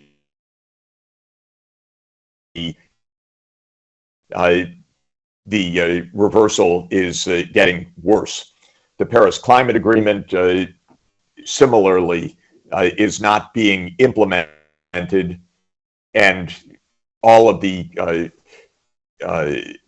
instability caused by the war in Ukraine and the instability in the global economy is preventing long-term solutions. And indeed, sadly and remarkably, Germany is reverting to coal mining now after having set a policy of decarbonization because it's scrambling to fill its energy needs in the wake of the war. The global economy is entering a new crisis, not only because of COVID and not only because of the war and the sanctions, but because the policies that were used in 2020 and 2021, massive monetary increases in the United States and Europe, have now turned into high inflation in many places in the world, and the central banks are tightening credit, and interest rates are rising sharply, and there is a good chance that we will have a global scale downturn during the next year. This seems to be developing already in Europe. The forecasts in the United States are also for recession in 2023. And in general, the global economy is becoming more adverse for most of the world. Politically, the situation is obviously very charged as well. There is the ongoing war in Ukraine has divided the world, both in the interpretation of the war and in the response to the war. And at the same time, the United States tensions with China have continued to escalate during this period. So I would say that we are in more of a geopolitical confrontation. My own country, the United States, is in tremendous internal strife as well over just about everything. Our political system is incapable of addressing the divisions in U.S. society. At this stage, we've had an insurrection. We now have extraordinarily controversial rulings by the Supreme Court. We have a public that by around 75% to 80% believe the country is headed in the wrong direction. President Biden's approval rating is low and falling. And so the United States is not a stabilizer, even because of its domestic political scene, but it's also not a stabilizer on the international stage. I would say the one bright light in all of this is that progressives are winning elections in many places in the world. And one of the important waves of progress is in Latin America in recent elections. And this is a very important and positive point because progressives need to win elections in order to be able to carry out our shared agenda. And the election in Colombia is a big advance. And we have a very important upcoming election in Brazil. And I'm rooting very much for President Lula to return because that would change the scene tremendously in South America. So what do we do in this mess? I have my own prescriptions, but they're not likely to be carried out. But just to put them on the table, I think that the war in Ukraine could have been avoided and should have been avoided through negotiations between the United States and Russia in 2021, indeed much earlier, and still need to be ended by negotiations. There will be no battlefield victory by Ukraine, this is for sure. And as Russia continues to take ground in Ukraine, this also doesn't solve any of the underlying crisis. The crisis, in my view, emerged from the relentless desire of the United States to expand its military alliance, into the Black Sea region, going eastward to Ukraine and to Georgia. And Russia reacted against that. Putin reacted against that after many, many years of warnings that the U.S. was infringing on vital Russian national security. I think there's credence should be given to this idea. The expansion of military alliances like NATO eastward into the former Soviet Union and basically to surround Russia in the Black Sea was extraordinarily provocative and unwise. We have similar kinds of tensions in East Asia, obviously, because the United States is trying to organize an alliance against China.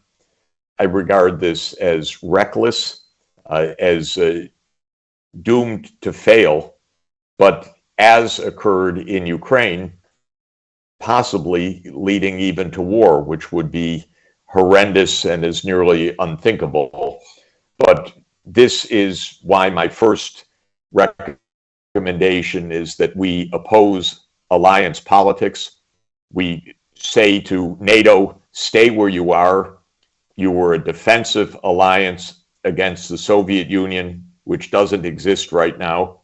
This continued expansion effort, which has been underway for decades, but was given a push in 2008 when George W. Bush, who ran a very dangerous foreign policy, called for expanding NATO eastward to Ukraine and Georgia.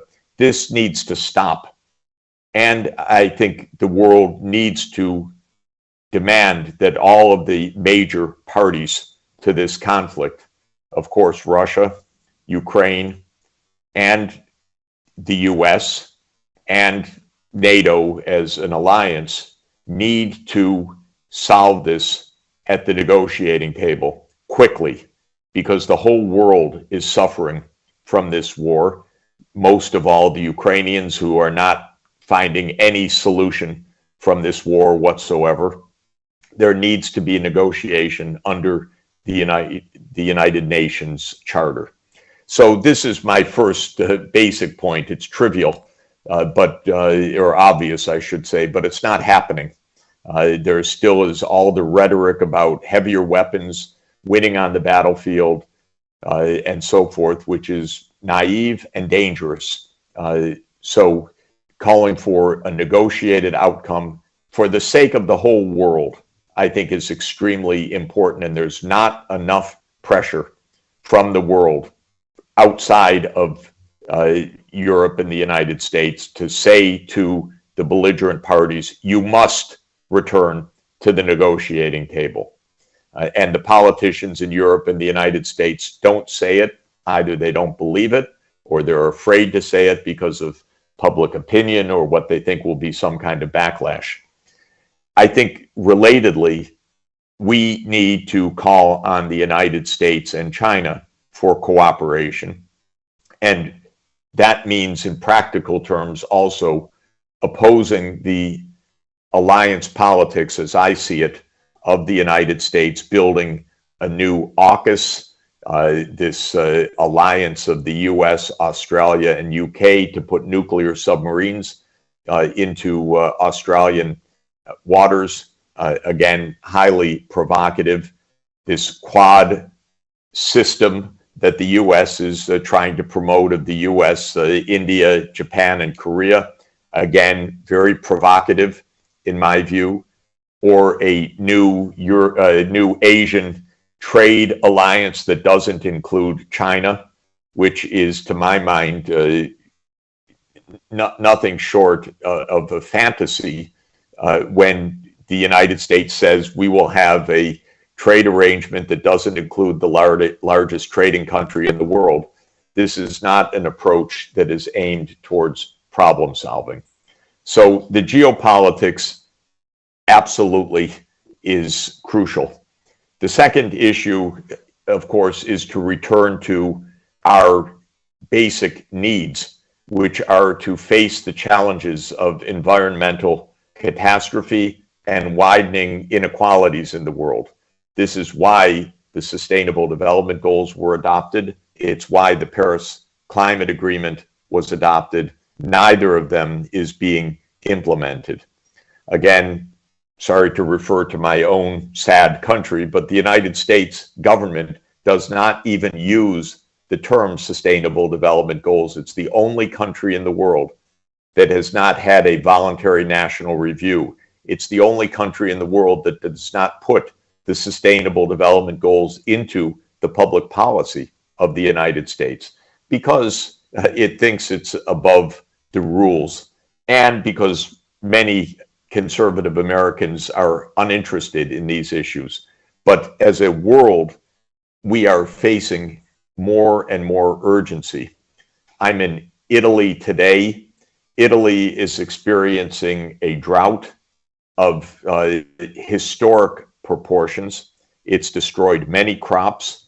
The water levels of the rivers, the Po River and the Tiber River, are at century-long low levels. And this is where I happen to be today, but it's happening all over the world. The acceleration of warming means that we are likely to exceed the 1.5 degrees Celsius limit that we agreed to in Paris within this decade. Earth is already 1.2 degrees warmer than in the pre-industrial level, but the warming is now occurring faster than 0.3 degrees Celsius per decade. So we are likely to exceed the 1.5 degrees Celsius limit. We need in every country and in every region a decarbonization strategy. This is not easy because many countries in the room, in fact, have major fossil fuel industries, but we need to make this transformation within the period to mid-century if we have any chance of safety, and we're losing that chance. And since we're so bad at managing crises of any kind, as the climate crisis worsens, we are very unlikely to be able to respond effectively to it. The other massive environmental crises of loss of ecosystem functions, of crises of the ocean biosphere, of deforestation, all of these are proceeding at an accelerating rate.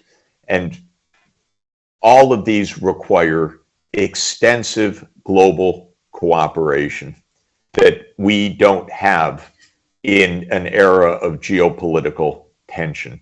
So again, the progressives need to continue to demand that the future we need, one of more equality and of environmental sustainability that we committed to, has to become, again, the center of our global ambition, not these wars, military alliances, and geopolitical tensions.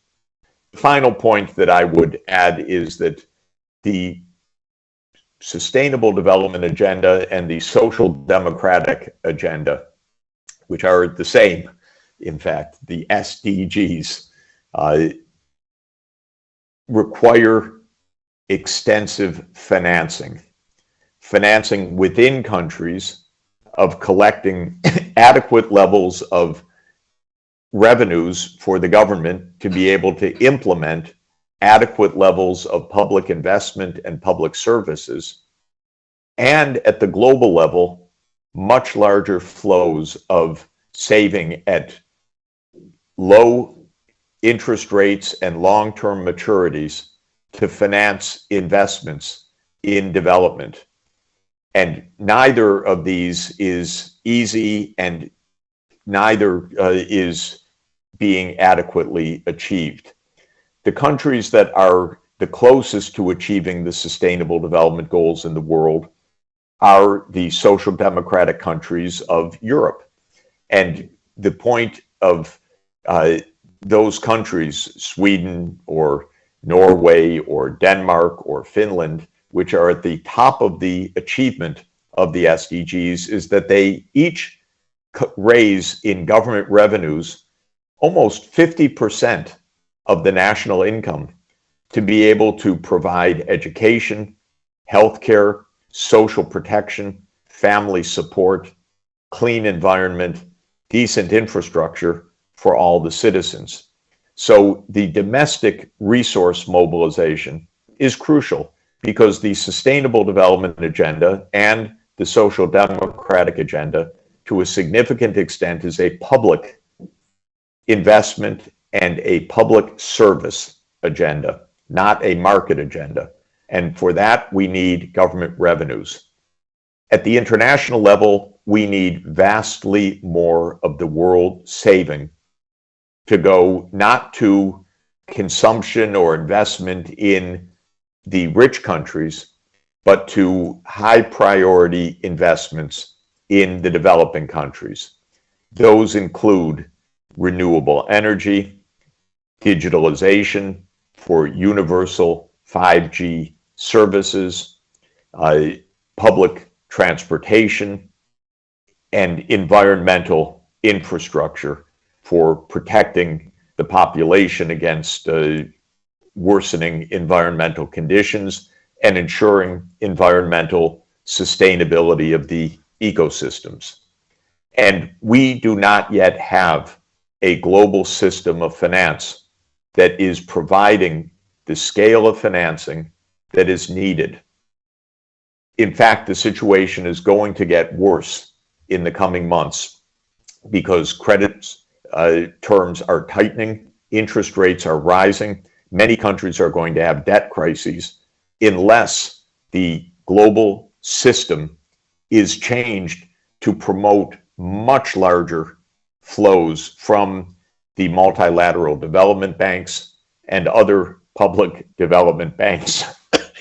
The main thing that I'm urging inside the UN system and in the G20 hosted by Indonesia this year is a commitment to vastly larger flows, hundreds of billions of dollars per year, more financing coming from places like the Asian Development Bank, the Inter-American Development Bank, the Andean Development Bank, the African Development Bank, the Asia Infrastructure Investment Bank, and so forth, to be able to give all countries the access to long-term capital needed to build sustainable infrastructure and to ensure that all crucial public services, most importantly healthcare and education, are fully provided to all of the citizens. And this would require an increment of perhaps $500 billion a year flowing to the developing countries within the next 2 to 3 years. It may seem like a large number, but the world economy is $110 trillion. So I'm speaking about less than 0.5% of the world economy shifting direction from the rich countries to the developing countries. So to summarize, we are in a deepening crisis. We need to stop the war, to stop the geopolitical tensions, to refocus on global cooperation, to raise domestic revenues to meet the national needs, and to raise international capital for developing countries to meet the investment needs that go well beyond their national budgets. All of this requires global cooperation and public awareness. The message of progressives to the world is that the old system, the US dominated system, the alliance system, the war-based system, the conservative capitalist system is not delivering any of these goods. The situation is getting worse. And yet the urgency of attention is ever rising. And that's why the Progressive Alliance is so crucial for the world. So with those brief remarks, let me thank you for inviting me today, and I hope I could answer any urgent question. Thank you very much.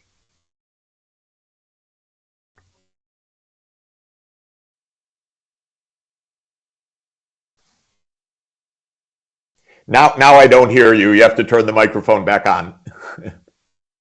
Turn on. Hello. Jeff, can you Yes. hear me? Excellent. Yes, I do. Jeff, it's Howard here again. I don't know if you see me, because I don't. Yes, see I you. do. Excellent. Are you free to take a few more questions from us? I'm sure you are. I am, absolutely. Marvelous. I'll just kick things off.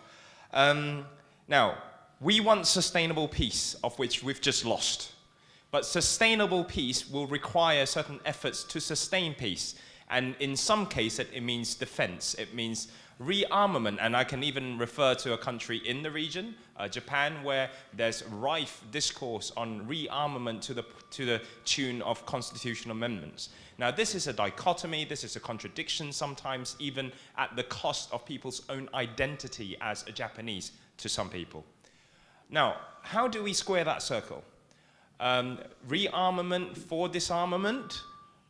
Do we redefine disarmament to just nuclear disarmament?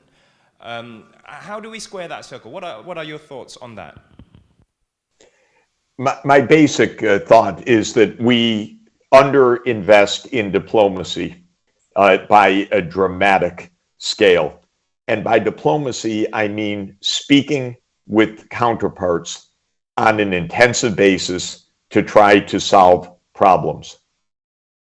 When the crisis in Ukraine was stirring up in recent years, Putin put on the table many demands. Some of them I thought were very reasonable. Others I thought were unacceptable to the security of neighboring countries. But there was a list that was put on the table that required discussion. The United States refused to negotiate on the main issue that Putin raised, which was the enlargement of NATO. This, to my mind, was a terrible tragedy because I personally agreed with the Russian position on this, which is that NATO had no business enlarging into the Black Sea, that it was provocative, that Russia could legitimately see that as a security risk, and that most of all, it therefore needed to be discussed. There were other issues of significance as well. The US had unilaterally withdrawn from the ABM treaty in 2002, for example, over Russian objections. And there were many other things to be discussed. But we did not have diplomacy. Diplomacy was treated as unnecessary. All we had was social media. We had Biden trading barbs with the Putin in press statements and so forth, or in speeches. And that is the opposite of diplomacy. And the result was that we went to war. In Asia, to my mind, there needs to be systematic dialogue of China, Japan, Korea, and indeed the rest of the East Asian region. I personally very much like the RCEP concept, the Regional Comprehensive Economic Partnership that includes China, Korea, Japan, ASEAN, Australia, and New Zealand. I would like to see the leaders of RCEP meeting together and discussing issues. But most importantly, I believe we need diplomacy with China because China is a superpower. It is a major civilization. I think there are many misunderstandings, and I think there are many areas where China's perspective makes a lot of sense to me and needs to be addressed, and other areas where I think we need much more dialogue and understanding. I think that the obvious tensions that are rising over Taiwan and the Taiwan Straits are yet another example of why dialogue is needed. Also, the unilateral U.S. Technology export bans that are trying to block China from gaining the highest end microprocessors and chips, to my mind, is a unilateral provocation.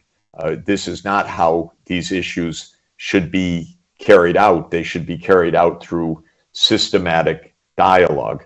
So I personally think that the low level of military spending in Japan and the low level of military spending in Germany were two great stabilizing achievements of the post-World War II era.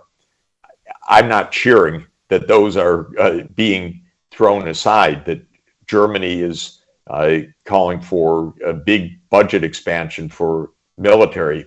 I don't agree with it. I think that it is because we don't invest at much lower cost and much more prudence on the diplomatic side. So my main point is, let's talk more in an organized, systematic way. Let's have issues of difference put on the table and discussed. Let's have track 2 diplomacy as well, where scholars and former political officials and cultural leaders are meeting, because we should not be escalating. We should be in arms. We should be doing a much better job to understand each other.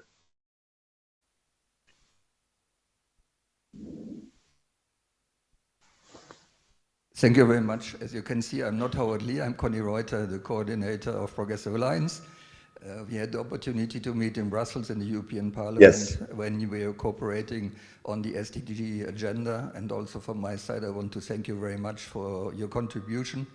I think what you were saying enters and is an integration, fully integration of our agenda, because we have said that we want to develop a progressive agenda on peace and security around, number 1, diplomacy, number 2, defense, and number 3, disarmament, and number 4, development, sustainable development. And I think this is indeed, these are the ingredients where we have to come back also on your proposal that we need to find majorities for a massive investment of money flow going to the south, because security is much more than the absence of war, and the creation from peace is a holistic question and an inclusive question. Nevertheless, well, there is a necessary debate, and I think you were insisting very much on the question that we need diplomacy. The difficulty that we see as Europeans, and I'm, well, internationalist, but I'm also German, is that there is one side which is refusing diplomacy. And there were many, many initiatives taken by the former Chancellor Merkel, who is not really a social democrat, and by others, also by Macron, and lately also by Olaf Scholz. And if there's just not a receptionist on the other side for real dialogue, there is a problem. And I think, yes, indeed, there were promises made which were not kept, that is true. But on this other side, nothing justifies a war like the Russia is doing actually in Ukraine. And I think those who have today the means in hand to stop this war, they sit in Moscow, and this is Putin. And from that moment on, the Ukraine and all the European Union, including Germany, France, and all the other actors, they would be ready to negotiate and to contribute, because there is a need for peace, and this needs to be negotiated, but the number 1 condition is stop the war. Thank you very much. Let me give you just a very quick response, if I may. In 2008, when Bush called for NATO enlargement, Chancellor Merkel was aghast, and the French leadership was very unhappy.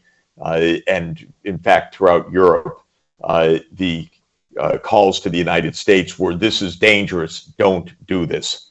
And yet the US, because this is a US alliance, not an equal partnership, went ahead, and in the Bucharest statement in 2008, it said that Ukraine and Georgia will become members of NATO. This is a direct provocation.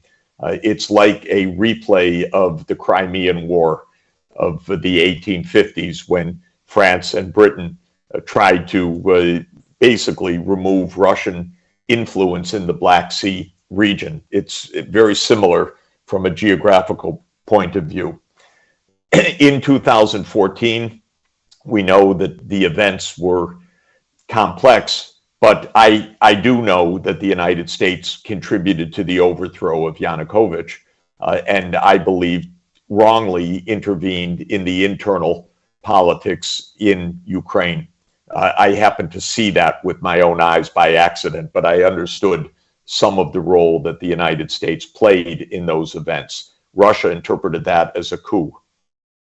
After Russia took Crimea and the events in the Donbass immediately after that, the Minsk agreements were signed, of which Germany and France are in a way guarantors as part of the Normandy process. But Ukraine brazenly ignored the Minsk agreements. In fact, it went the other way. It introduced quite hostile anti-Russian legislation, but it basically said, we signed the Minsk agreements, but we don't live up to them. In 2021, Putin said, stop the NATO enlargement. And Chancellor Scholz said, well, NATO won't enlarge while I'm chancellor. And Putin said, yes, that's fine, but frankly, we need something from the United States, not from you. In the White House, in the meantime, Biden said to the US cabinet, we will not negotiate over NATO enlargement. I heard a quite vivid description of that meeting from one of the insiders, but the cabinet voted, in essence, against any negotiation with Putin on this crucial issue. So, to my mind, we didn't negotiate. The US decided to incorporate Ukraine into NATO. It sent billions of dollars of armaments into Ukraine after 2014. It signed 2 major strategic documents with Ukraine in 2021, pledging Ukraine's membership in NATO. NATO repeated its pledge that Ukraine would be a member. That's the lead up to the war. So I believe, and then negotiations actually started in March after the war broke out on February 24th. And negotiations at the end of March had the Ukrainians, the Russians, and the Turkish mediators all saying that substantial progress had been made. Then Ukraine walked away from the negotiating table. This is a fact. It was not Russia that walked away from the negotiating table, it was Ukraine, because the UK and the US advised Ukraine that they could win on the battlefield. And so Ukraine stopped the negotiations. This is the fact. And until today, Ukraine's official position is we will not negotiate until Russia is pushed back beyond the pre-February borders. This is the tragedy. This is the US position. It's a losing position, I'm afraid. It's losing for Ukraine, losing for Europe. Germany is getting the hardest hit of all of the countries because of the gas shutoff, and it's losing for the world. So this condition that we don't negotiate until Russia leaves is a mistaken position, but it is a US-UK position.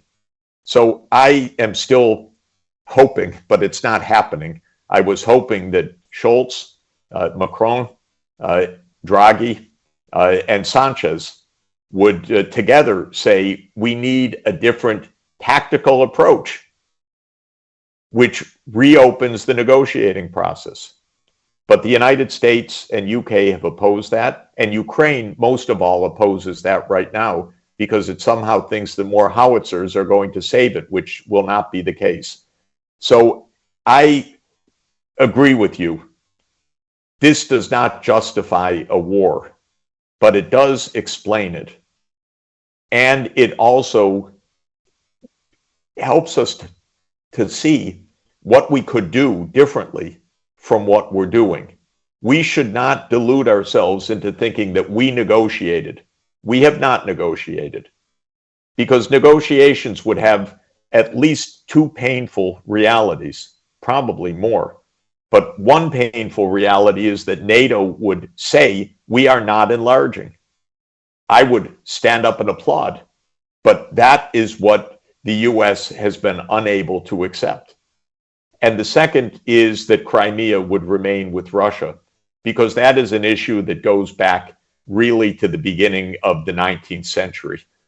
And it's not going to go away no matter what we think. But we need to be able to accept those two. The Ukrainians don't accept it. Our politicians don't accept it. So the war goes on and the situation worsens. So I'm really saying something pragmatic, I think, which is get to the negotiating table now without the preconditions, and then see what can be done. Maybe nothing, but possibly something. I think we will not enter into a dialogue, but let me say the following. If we start to accept that we reconsider the borders of the 19th century, you know the European map like I know it, then we really have a problem. And I think there was an agreement that we would respect the borders as they are. And if somebody unilaterally changes them, then we have a big problem. But I agree with you, there is only one solution possible. That is to find the conditions to return to the negotiation table. The question is under which conditions. And these, they have to be fixed by different sides. And I think the alternative to all what has happened until now is that cannot be a solution where Europe is looking on primarily the transatlantic partnership. Europe has to develop an own position in the new triangle of power with the progressive forces and the democracies in Latin America on one side, and the other with this region, with the Asia Pacific, and with the progressive governments we have also here. This would be my last comment, but nevertheless we have to continue. I agree with you completely. We need Europe's strategic.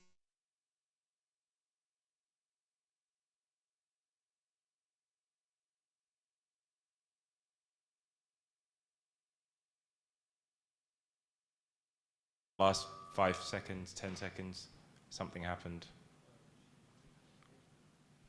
There's no audio. There's no audio.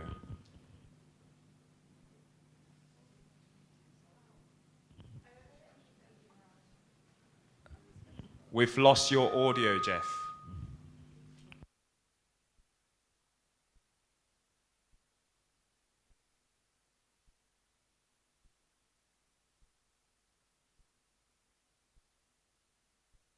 Sorry, Jeff. We've lost you.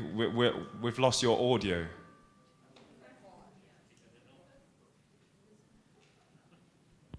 Can you hear us now? Hello? Something's happened with the audio. Yeah.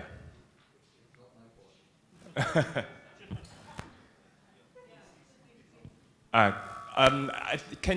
think you've turned off your audio, or there's something wrong with your audio, Jeff?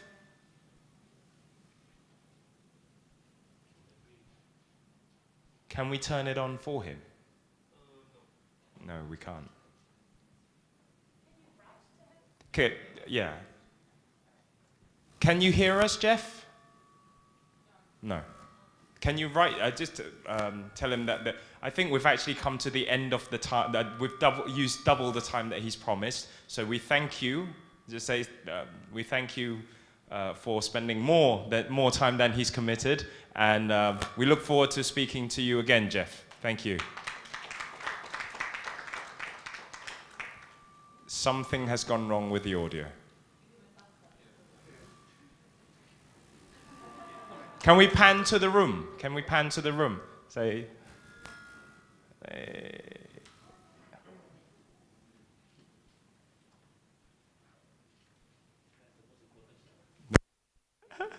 Thanks, Jeff. Thank you very much.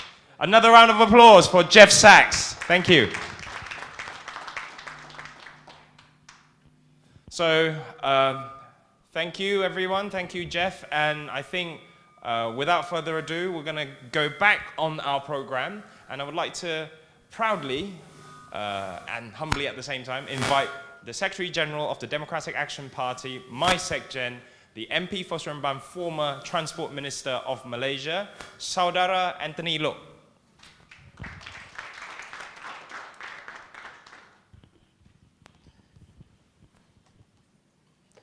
Thank you, Howard.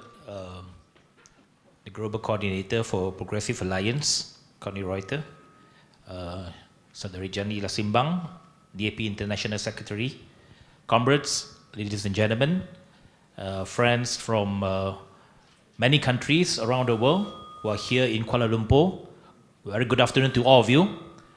I would like to welcome once again. Last night I attended a welcome dinner, but I know that some of you just arrived late night, last night, or early this morning. So I would like to, on behalf of the DAP, I would like to welcome all of you to Kuala Lumpur and to Malaysia. I have just took over the leadership of the party about 3 months ago, so less than 100 days. But I have been with the party for more than 20 years. My first participation as a DAP member in international conference was way back about 20 years ago. I still remember my first trip as a DAP member was to Manila for UC conference. So that started my participation in many international conferences and forums. And I remember 2 decades ago, most of the forums or most of the events, either organized by UC or by many other foundations, were always held in Manila, because Kuala Lumpur was a no-no to many of these conferences, because they know that anytime that they do a conference here, usually there will be some difficulties with the authorities. So most of the conferences were held either in Bangkok or in Manila or in Jakarta. So I know that 20 years ago, during all these conferences, most of the time, the issues and the theme that we always discuss was about free and fair election. Because 2 decades ago, we were under, most of the parties and countries in Southeast Asia were under authoritarian regime or government. So most of the parties among progressive in this part of the world have always faced with difficulties of winning election, because there's a lack of free and fair election. And we just do not have the means to win elections, because it is unfair, there's no level playing field. We were always denied in terms of media access. We cannot reach out to the masses, even though that the DAP has been formed since 1966. But we were never part of a government until 2008. So in the 60s, 70s, and 80s, I think many of our parties, progressive parties, social democratic parties in this part of the world were struggling in terms of how to reach out to the masses and how to win elections. But of course, in the 2 decades, we have achieved some progress. And I dare say to say that Malaysia has achieved some progress as well. DAP has achieved a lot of progress as well, because we have been able to win election since 2008 and form local government in a few states since 2008. And of course, the peak was in 2018, where we defeated a regime or a party which have ruled Malaysia for more than 50 years. And we ended a one-party rule in Malaysia in 2018. So I think that was the progress that we have made in the last 2 decades. And I'm sure many of our other parties in this region have progressed well as well. And we have been able to form governments, win elections, and so forth. And of course, all these were due to a more level playing field in terms of media access, due to the emergence of social media. In the last 10 years or so, because of social media, we were able to mobilize the masses. We were able to put across our messages and put across our programs and initiatives to convince the masses to support us. But it is a mistake for us to think that social media will continue to be our winning factor or our winning formula. Because social media is, of course, is a double-edged sword. Of course, it enables us to level the playing field, but at the same time, social media, of course, needs a lot of resources as well. And we have begun to see that without resources, without money, that you do not have the same access to social media.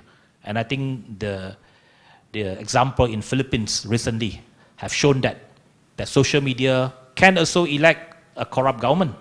Social media also can enable a kleptocrat to come back.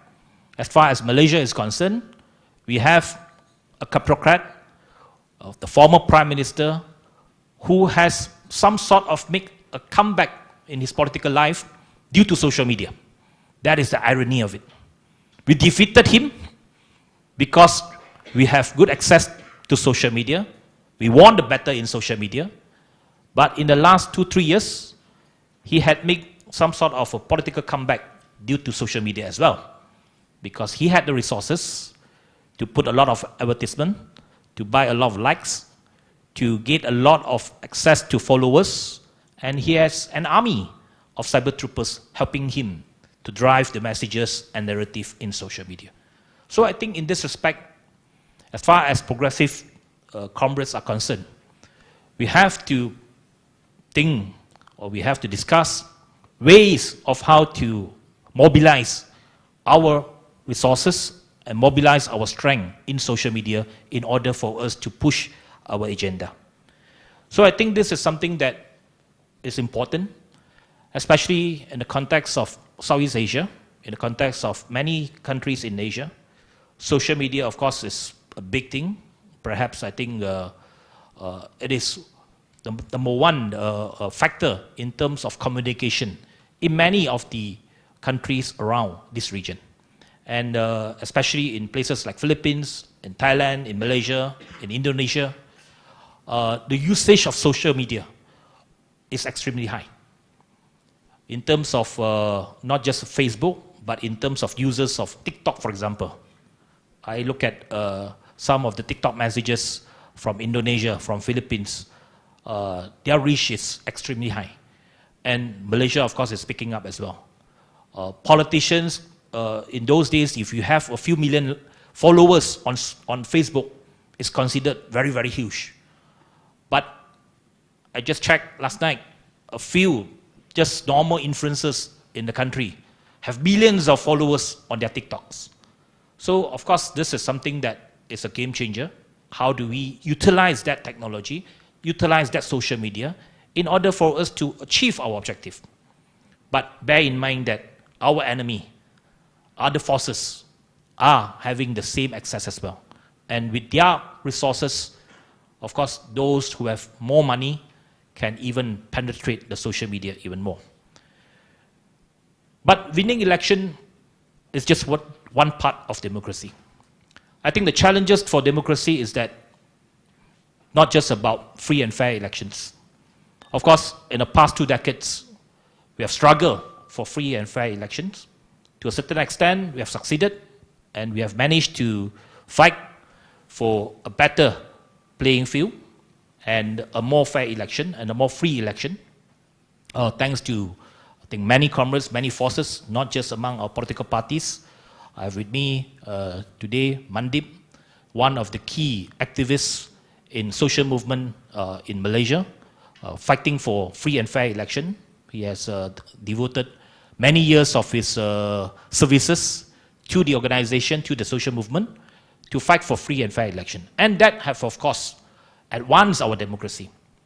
But democracy is not just about free and fair election. It's not just about the right to vote. After having achieved the peak as far as Malaysia is concerned, defeated a ruling party for 60 years, but in just short 2 years, the people were disappointed with democracy. With the very same system that they have defeated a kleptocrat, people are beginning to feel disappointed. That is in the Malaysian context. I think in many parts of the world, that sentiment is the same as well. Perhaps in Philippines, it's probably the same. People feel dejected. People feel that, democracy can enable a former kleptocratic family to come back. So this is something that I think we have to discuss. We have to come up with the solutions of how to convince the public, convince the masses, that at the end of the day, democracy is not just about the right to vote, but how democracy can enhance our life, can make life better, can make our society better. This is a major challenge for progressive, and I think this is something that we have to discuss. That challenges for progressive is to convince that how our ideas and policies are better than the rest. How can we come up with a narrative to change the life of the public and to implement policies and initiatives which are tangible, which can help in terms of improving the conditions of our people. I think that it's important that we have to talk not just about democracy, but about how democracy can enhance other aspects of life, in transportation, in housing, in environment, education, job opportunities, things which are tangible that people can feel and relate to. I think this is something very, very important. We have heard about the lecture just now about global conflict, why we are in this situation today because of geopolitical tension, because of war in Ukraine, because of politics of alliance of the major powers, which have resulted in this situation. But to the masses, this is beyond them. I think it's a challenge for us of how to relate to the masses and share this to the masses that at the end of the day, the most important ideals that we are fighting for is about peace and sustainability.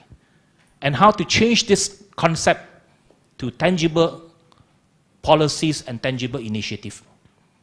The biggest concern of the public, the masses in Malaysia today, is not about the war in Ukraine. To them, this is too far. This is beyond them. But we know that the issues that we are facing today is because there's a lack of peace. The conflict that we are facing today resulted in disruption of supply chain, resulted in inflation, resulted in increase of cost of living to the public. But these are the things that, to the masses, to the public, is something beyond them. Their concern is about the prices of chicken, the prices of cooking oil. The biggest debate in the media today in Malaysia is not about how we should do better in democracy. The biggest debate and biggest concern right now is how much is the prices of chicken. Whether or not the government should set a ceiling price for chicken. Whether or not the government should subsidize cooking oil. Those are the things that being the biggest debate among our society. But it's back to the ideal that we are fighting for, that we believe in, that the most important ideal that we must keep in mind is to always have peace. And we must fight for a peaceful world. I think this is the biggest objective of progressive around the world, that what we are standing for is always for peace around the world. As far as our contingent is concerned, I think in Southeast Asia, we are still, by and large, we are still very peaceful, because I think the first principle and the most important rules in this part of the world, as far as ASEAN is concerned, is that we respect the law of the borders. We respect our borders. So we do not change our borders. So that any statements to say that Malaysia is claiming back Singapore or Riau, that is not reflective of the sentiment of not only the government, but among the people. Because I think that fundamental rules is very important, that we must respect national borders, and that is one important consideration and important factor to ensure peace around the world. So I think back to how progressive can champion this is that we must continue to play our role locally to articulate these ideals and our objective through a very tangible way. And how do we articulate to the masses that progressive ideas are the way forward to build a better society? And this is, of course, a challenge. In different countries, in different society, there are different conditions. We might have the best ideas, we might have the best policies, most progressive policies, but that is not always the case that we can win over the support of the public, because other factors come into play in real politics. Factors of race and religion, factors of resources among politicians to buy votes, to buy influence. So this is the thing that I think we have to share among ourselves, motivate among ourselves. As I said last night, conferences such as this is very important, not just to share ideas, not just to compare notes, but more importantly, to motivate each other, motivate our comrades, motivate ourselves in order for us to continue this fight. It is sometimes very, very disappointed when we are down, when we have achieved so much, but there are setbacks. In the past 2 years, our experience in Malaysia was something very disappointed. Something very disappointing.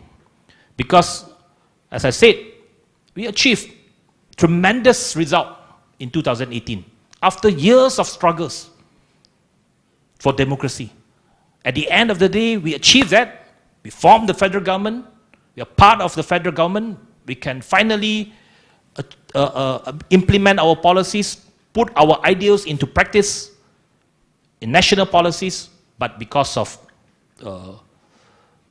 politics, because of some betrayal among our coalition partners, we have lost that. Back to square one. But it is not a time for us to give up, because we know that giving up is not an option. Giving up means that we are giving up our ideals.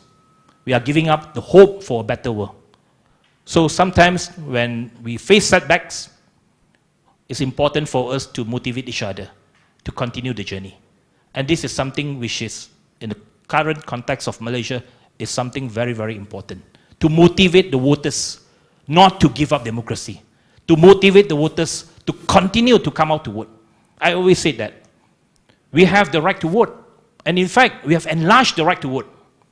When we were in government, we have changed the constitution to lower the age of our voters from 21 to 18 and to make it automatic registration. Anyone above 18 right now can immediately vote without any registration, without any hassle. You can just walk into the polling booth on voting day and you can vote. But that, even with that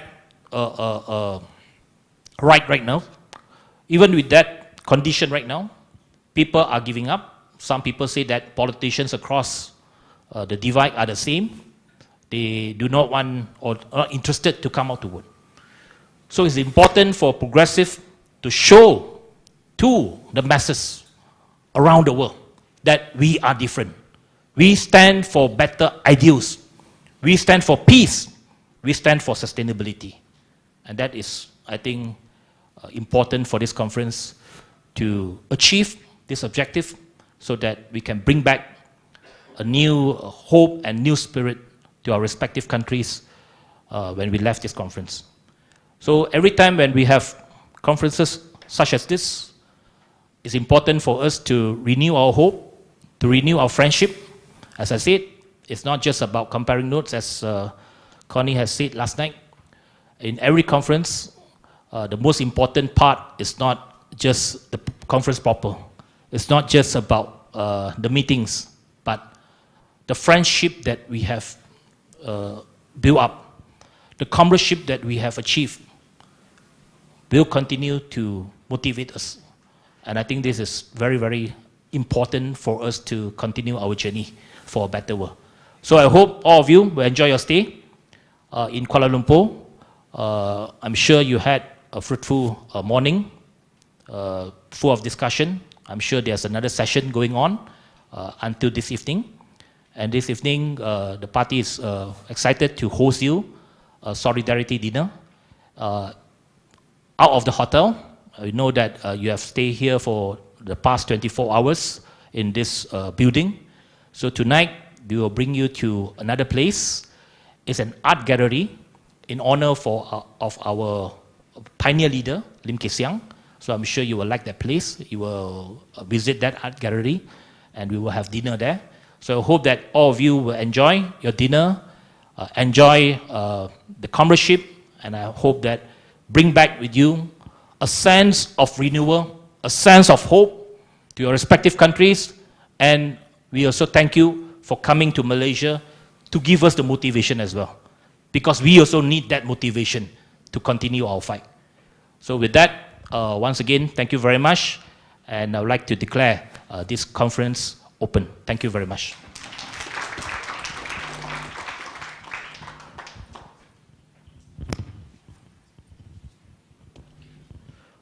Thank you, Saudara Anthony, for a succinct overview of the challenges that we have faced and we are facing, and what priorities lies ahead that we should tackle to achieve success. Democracy indeed is a tool that, depending on how we use it or don't use it, can either benefit us or hurt us. Mobilize, we must, as progressives, to fight what we believe in and for what we stand for. Up next, we're circling back to the initial item in the agenda that we've skipped earlier. So we'll be proceeding with the group photo session. The way is a bit tricky, so we have Howard and the ushers to lead all of us to the floor. It'll be at level 40, level 40, but we need to first go to level 41. So I'll leave it to Howard to lead the delegation.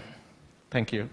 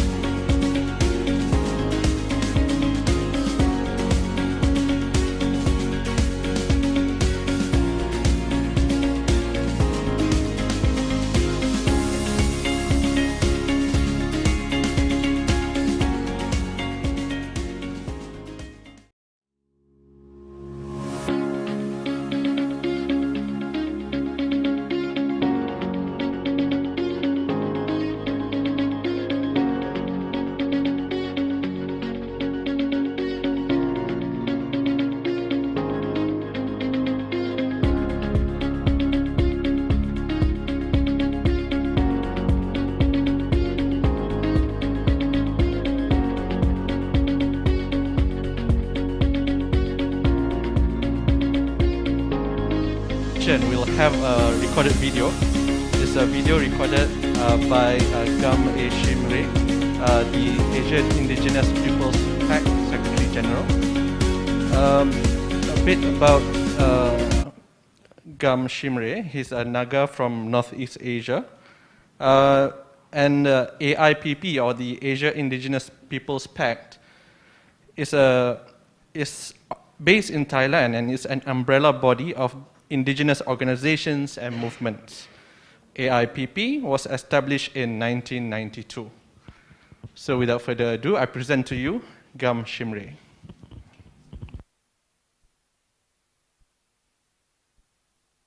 Thank you, Chair, and good morning to all of you. At the outset, it is important to acknowledge the power and potentials of democracy in resolving conflict and war and ushering in peace and security. This we have seen in some parts of the world where democracy has already been consolidated. For example, in Europe, where we will actually see that the possibility of any outbreak of war and conflict is minimal, or even to that extent 0%. So let's move on to my presentation, and from the perspective of indigenous peoples. To begin with, let us look at what does these terms mean: peace, security, and democracy. First, peace is a composite of different elements and strengths such as freedom, human rights, justice, compassion, truth, love, and harmony, etc., woven like a spider web. It is tender and fragile, yet it is made resilient by the relational values in a society and submission to the divine power in humility. Security is about the absence of threat to one's life and existence of a people and their identity as a collective, especially in their own land. It also includes access to food, water, health, education, and environmental security, etc. Democracy is to recognize and preserve the autonomy of the individuals and the collective, and create the conditions for the fullest exercise of citizens' agency and participate in governance. So on the issues of peace and security, what are the indigenous peoples saying? The basic statement of indigenous peoples is our claim that we have never surrendered our self-government that is based on our organic form of democracy. So this is an issue of historical injustices that has not been addressed, and our identity as distinct peoples are denied in the post-colonial era as well. So consequences of prolonged conflict or repression are destruction of our villages, culture, knowledge systems, environment, and resources. Even our worldviews are endangered. Further, we continue to be uprooted from our homes and ancestral lands and discriminated as primitive both by the state and the society. So when we are discriminated by both the state and the society, it means that civic space has always remained closed for indigenous peoples. So peace and security for vast majority of indigenous peoples is non-existent. For example, we know what has happened in Myanmar in the recent times. So if we are to address the issue of peace and security in the context of indigenous peoples, first and foremost is the recognition and respect of our identity and communitarian forms of democracy. Second, recognition of our ancestral value systems that underpins our societies and living in harmony with non-human life through securing of our lands and territories and resources. Third is the recognition of indigenous laws and institutions that order and regulate our society. So what does this imply? First is that we must undo the myth that indigenous peoples are a threat to national interest and security. Vast majority of indigenous peoples are not against the state per se, but are only defending the democratic system of governance. It also means that we must realize and acknowledge that liberal form of democracy is not the limit, but there are other forms of democracy that can consolidate and deepen democracy for the larger society. Now let us look at some of the current challenges to democracy in Asia. It is not just about the contestation between the progressives and the conservatives around the issues of kakistocrats, kleptocrats and autocrats invading democratic spaces. Democracy in Asia is still young and is taking its roots. For example, Freedom House shows that most states in Asia are underperforming and scores very low in the global freedom scores. This is, and I say that democracy in Asia is still young because the form of liberal democracy that characterizes most of the modern states today were not present during the colonial times. But the form of democracy, what we see at that time, one may say that it was only practiced by what was then called as tribes, today referred to as indigenous peoples, but this was different from the liberal form of democracy. Now, democracy still being young and not being stable in Asia means that we have to invariably take a critical look at the architecture of the state and understand its design defects. In particular, we must re-examine our understanding of the pillars of democracy that seeks to order our society. So regarding this, first is the rule of law. I think it's almost a miracle that under the idea of liberal democracy, the idea of rule of law emerged and crystallized, giving us or helping us to understand what law really means. But the question is, do we have a common understanding of rule of law? And are the institutional designs aligned to nurture the idea of the rule of law and is guided by it? Jenny Lasimbang, my other colleagues from the DAP and also friends from around the world. I don't like to be lumped together with Howard. But anyway, I have a speech to deliver and we'll discuss after that. Hopefully the speech is not too long. Recently, the 99-year-old Henry Kissinger said that we are now living in a totally new era when he was interviewed by Financial Times on the consequences of the Ukraine war. And I agree with him. When historians look back, they may find that the period between the fall of Berlin Wall in 1989 to 24th of February this year, when Russia invaded Ukraine, and this period feels a bit like the age of innocence. For a while, it seems that the large-scale conventional warfare, especially in Europe, was a thing of the past, but it isn't. The United States-led world order since the end of the Second World War was at its peak with the collapse of the Soviet Union in 1991. That was a time of triumphalism of US military and economic prowess, as well as the neoliberal economic model and the Washington Consensus. US dominance is now fraying in parts because of the rise of China as a peer competitor, and in part because of internal weaknesses of the United States over the past decades caused by inequality, political partisan divisions, and failing institutions. The world is now in search of a new order. The new order is not going to be the simple replacement of the US leadership with that of China, because the United States will remain the strongest power on earth for quite a while to come, except that there will be other great powers competing with the United States. There will be also many middle powers which are trying not to fall into the binary framework of the US-China competition. The Social Democrats or the progressive need to think system and not to be distracted by piecemeal, short-term quick fixes. The problems are interconnected and multifaceted. We need bold paradigm shift to deal with the 4 major challenges confronting us.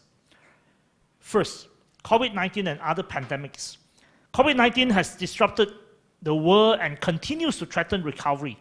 And COVID-19 is not going to be the last pandemic that the world has to grapple with.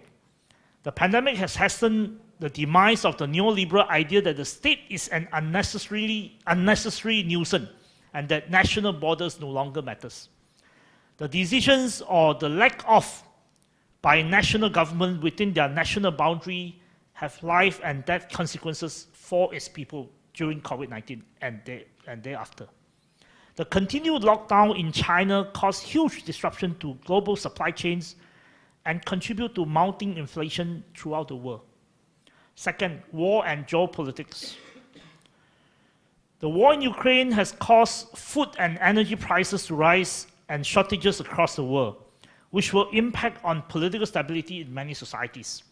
The war has also forced a rethinking in many countries, especially in Europe, on defense and security. But the totally new era that Kissinger spoke about shouldn't be the start of a global arms race. The consequence of defense, the consciousness of defense and security should push nations to shape a new world order that will underpin peace in the decades to come. Third, financial and economic crisis. The era of central banks' monetary easing since the 2008 global financial crisis is coming to an end. When the Federal Reserve increases interest rate, central banks in other countries, such as Malaysia, will have to decide whether to allow for its currency to continue to slide vis-a-vis the US dollar as hot money move back to the United States, or allow for domestic interest rate to rise, which will pose another set of challenges. The increased financialization of housing around the world, especially in the Anglo-Saxon countries, but also included Malaysia over the last decade or so, may face its reckoning in a high interest rate environment. Economies with high public debt and private debt are under threat.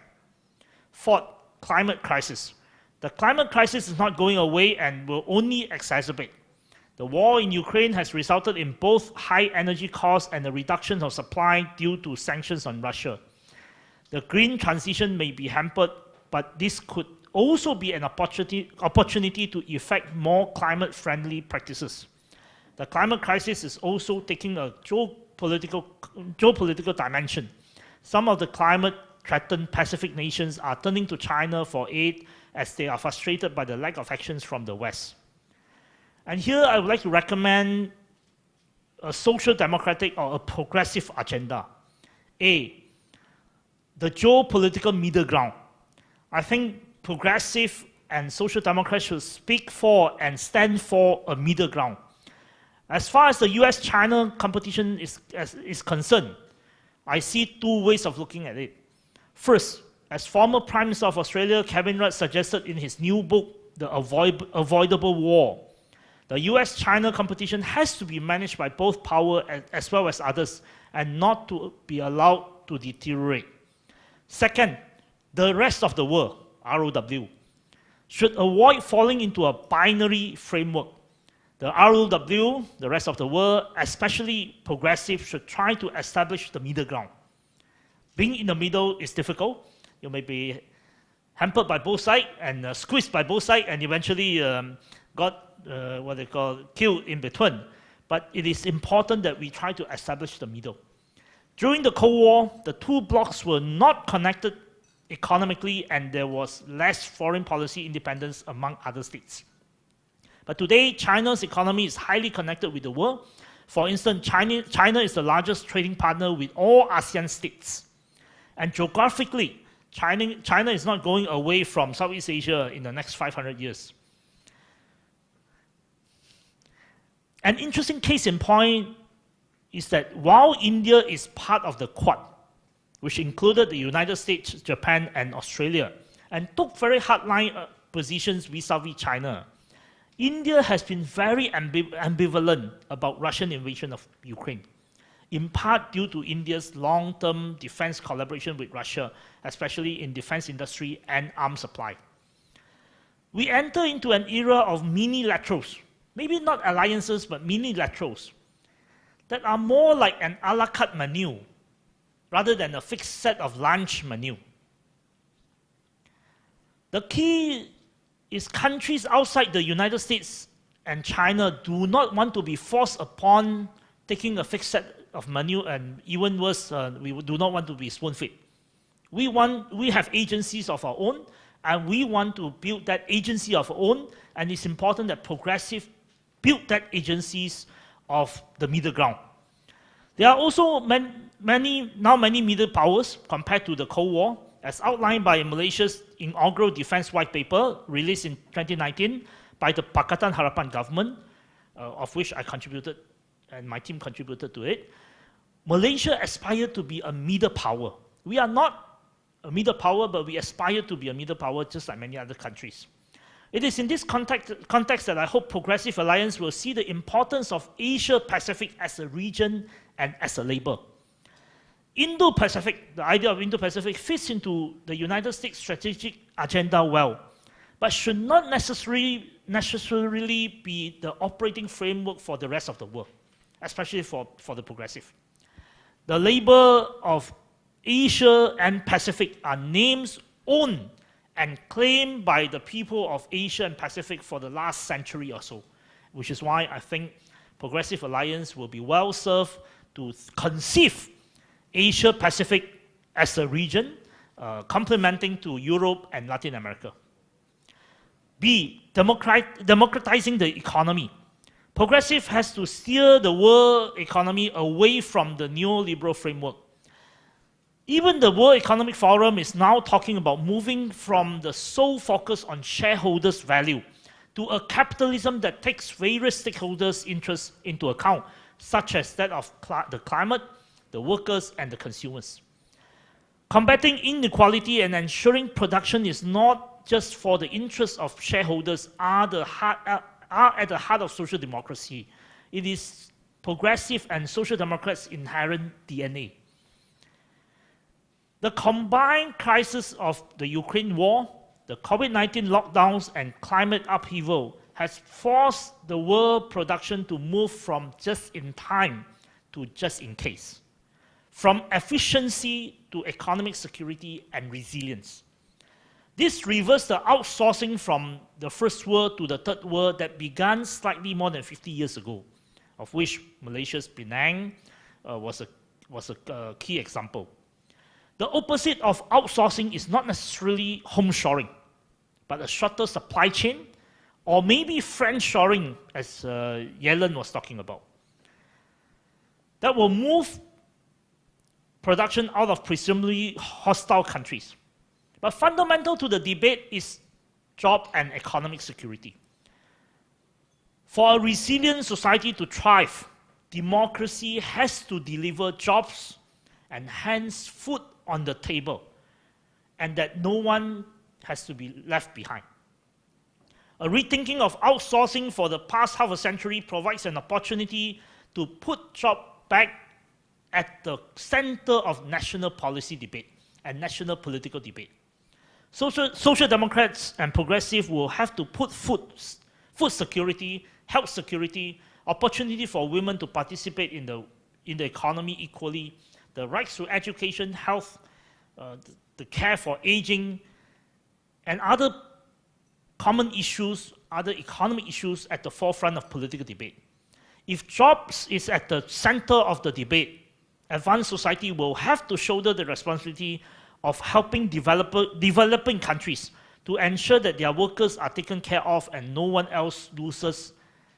loses in the race to the bottom outsourcing. In this totally new era, our watchwords should be resilience, economic security, and international solidarity. C, rebuilding state capacity and democracy. To rebuild democracy, the world needs to rebuild the state, its mission, and its purposes. The constant tax cut for the rich over the past 3 decades or so, and the dismantling of the states in favor of the market is only going to result in poverty, inequality, and provide fertile ground for right-wing strongmen to fill the void of leadership. What is needed is a democratic, purposeful, and effective state. Only with a strong and effective state with capacity that will deliver security and peace. The dismantling of the state institutions and democracy in the United States will have huge consequences for the world. A return of Donald Trump in 2024 would completely change the trajectory of the world. Just like if Germany had a different government now, the responses to Russia's invasion of Ukraine would be very different. In conclusion, for the world to remain peaceful and secure, the Social Democrats have to be the middle ground in great power competition, start a new framework of resilience of economic security, and rebuild state capacity and democracy. Thank you.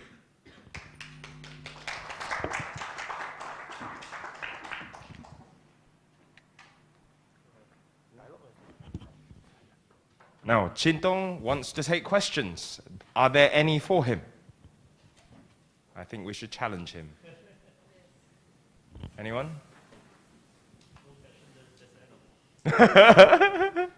So, okay, Marlon, one question.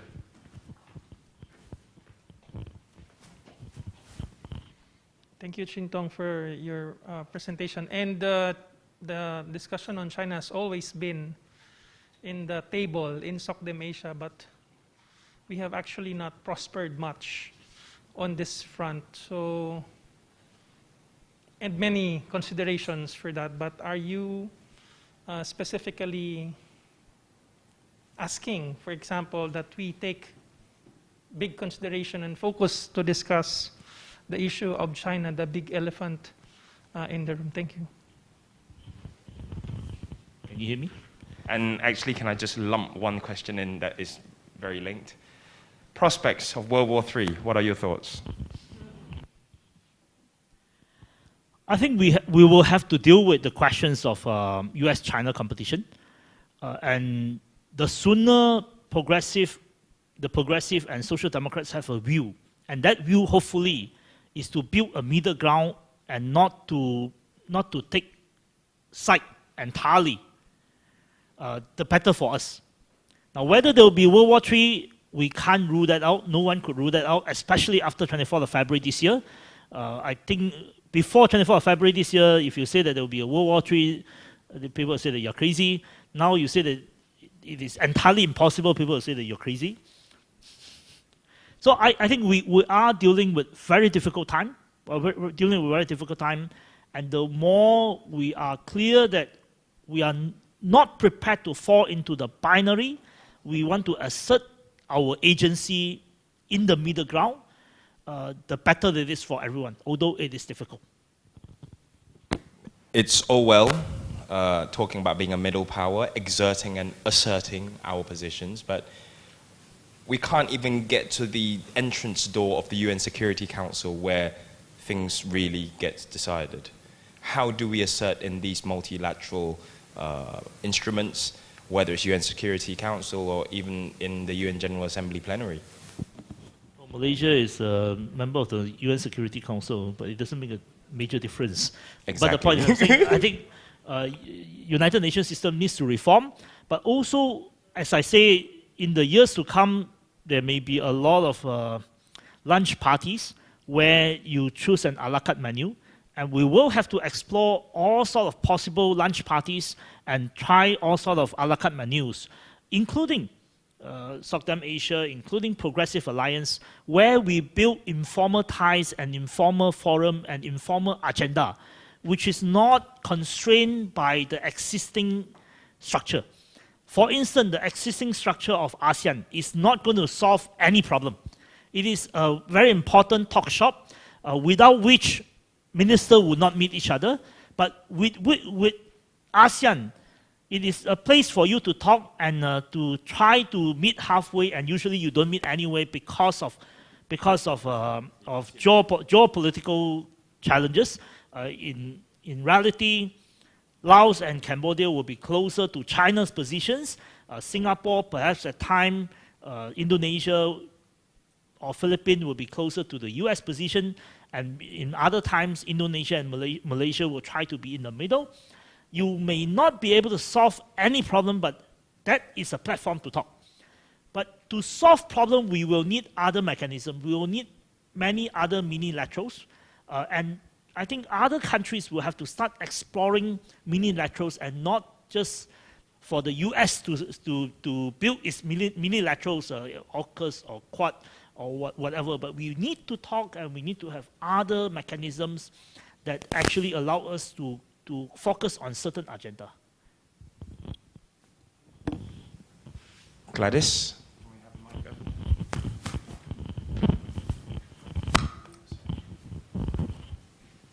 Thank you so much for your presentation.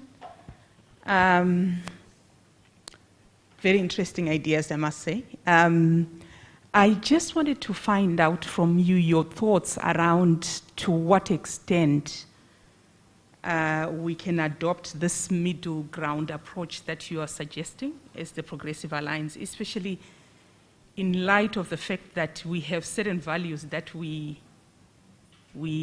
subscribe to as a movement. And, you know, when you look at some of those actors, it's quite clear on which side they stand. I mean, in terms of the values that they sort of push. And so to what extent, I guess my question is, are we not going to sacrifice what we stand for as the Progressive Alliance if we take that kind of approach? Because I'm just thinking as a Zimbabwean, Russia and China, the way that they have engaged with Zimbabweans, they really don't care about human rights issues. They don't care about labor rights. It's all about investments, and you know they don't care what the locals think. And also they promote fascism across the world. So to what extent are we not going to be, you know, part of the problem by actually, you know, adopting that middle ground approach? And how do we navigate? I understand that, you know, we need to, you know, go beyond the binary approach and everything, but it's about how practical it is, and to what extent it is not going to soil us and deviate, you know, or rather, you know, us going away from our principles. I hope I was clear. Thank you.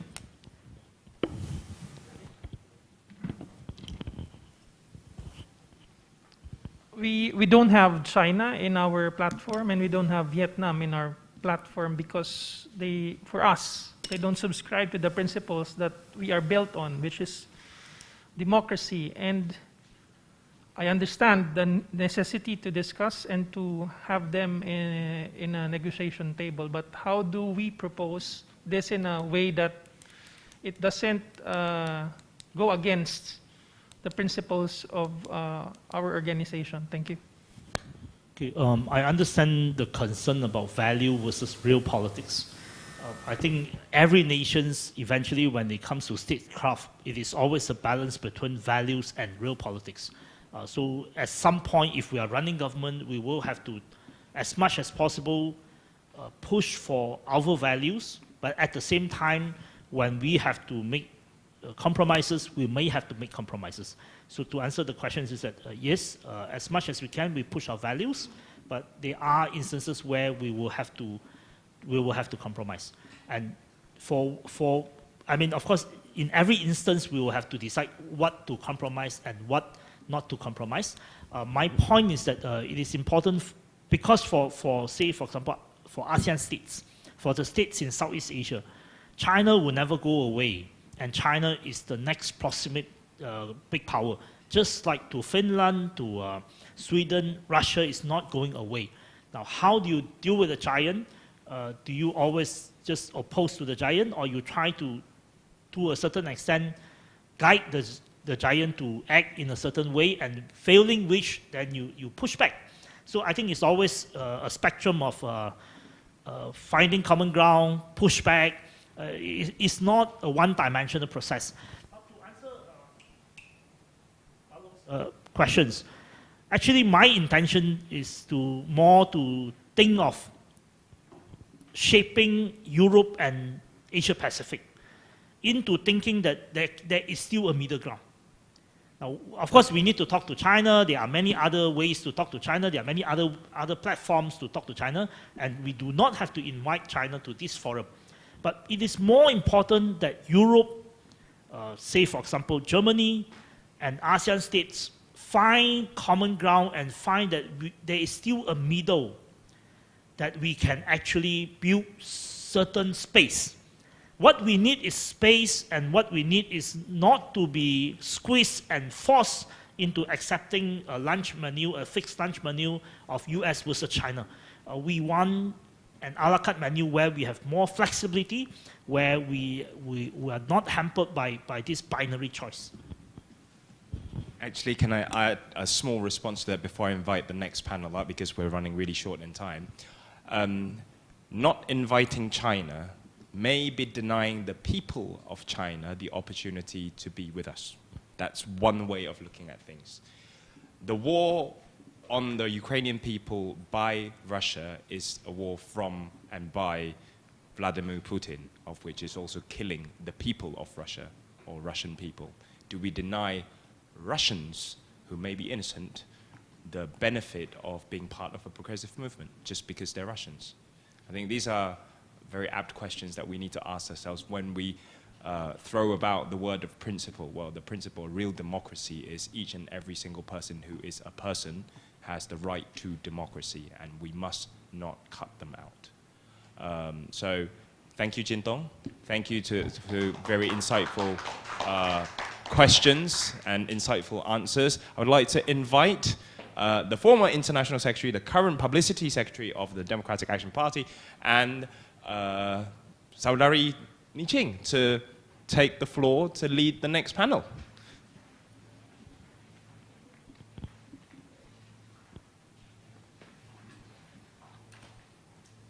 And in fact, the members of the next panel can all step forward.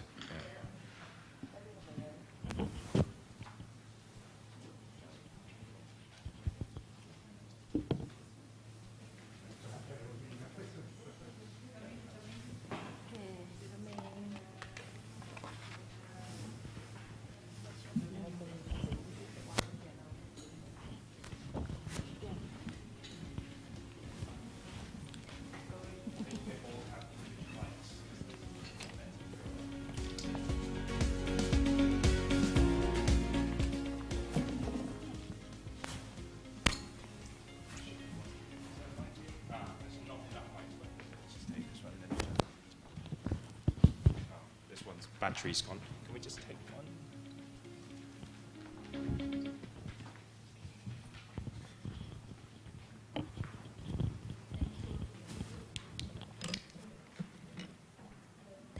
Testing, okay. And thank you very much to Harvard. My dear friends, once again, thanks for coming to Malaysia on behalf of DAP Malaysia. Let me welcome you again. Thanks to my male colleague, we are 1 hour behind the schedule. And but also thankful to them, the women in DAP know how to speak concisely and try to catch up with time. We are literally 1 hour behind the schedule because we are supposed to start at 3:15, but now it's 4:11. I need to hand over to Jenny. Actually, according to the schedule, I need to hand over to her by 4:30. But I'm sorry, Jenny, I think I will eat into your time a little bit. But we will try our best to have an interesting discussion here, because I think the topic that we are addressing here today is actually very, very, very important.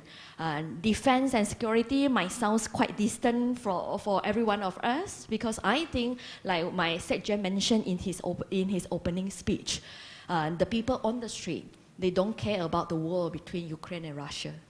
But the people on the street, they care about the cost of living, and that is what's happening in Malaysia. So I think the questions that we try to address now during this panel session is to talk about how do we take back democracy. After all the setbacks that we encounter in Malaysia, in Thailand, in Philippines, etc., what can we do to take back democracy, and how can we stop the occupation of the democratic space by the catocrat, by those corruptive power, etc. And how do we encounter misinformation, fake news, fear, extremism, because this is what's happening at almost every corner of the world. So I'm very happy today because I have like 4 panelists joining me in this discussion. I would like to invite you to join me to welcome Kuntida. She is the Progressive Movement Foundations. She is from the Progressive Movement Foundation. If I'm not wrong, I think she is the director from there. So thank you for coming to Malaysia again, Kuntida. And also we have Rainer. He is from Social Democratic Party of Germany. Thank you for coming here. And also we have Maria. Maria is the executive committee member of APAIAN Philippines. And also, last but not least, we have Edio. He is a member of International Secretariat from Philippine Timor-Leste. So I would not like to take a longer time. So maybe I can first invite Kuntida to start her sharing with us. You have the mic with you, or you need this one?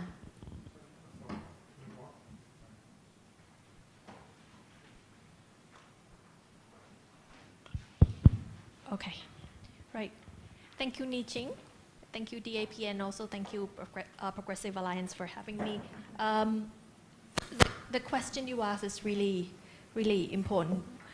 Well, we as politicians, we work a lot in Parliament and probably a bit too little now on the collaboration and also the dialogue. I would like to highlight these 2 words. They are extremely important.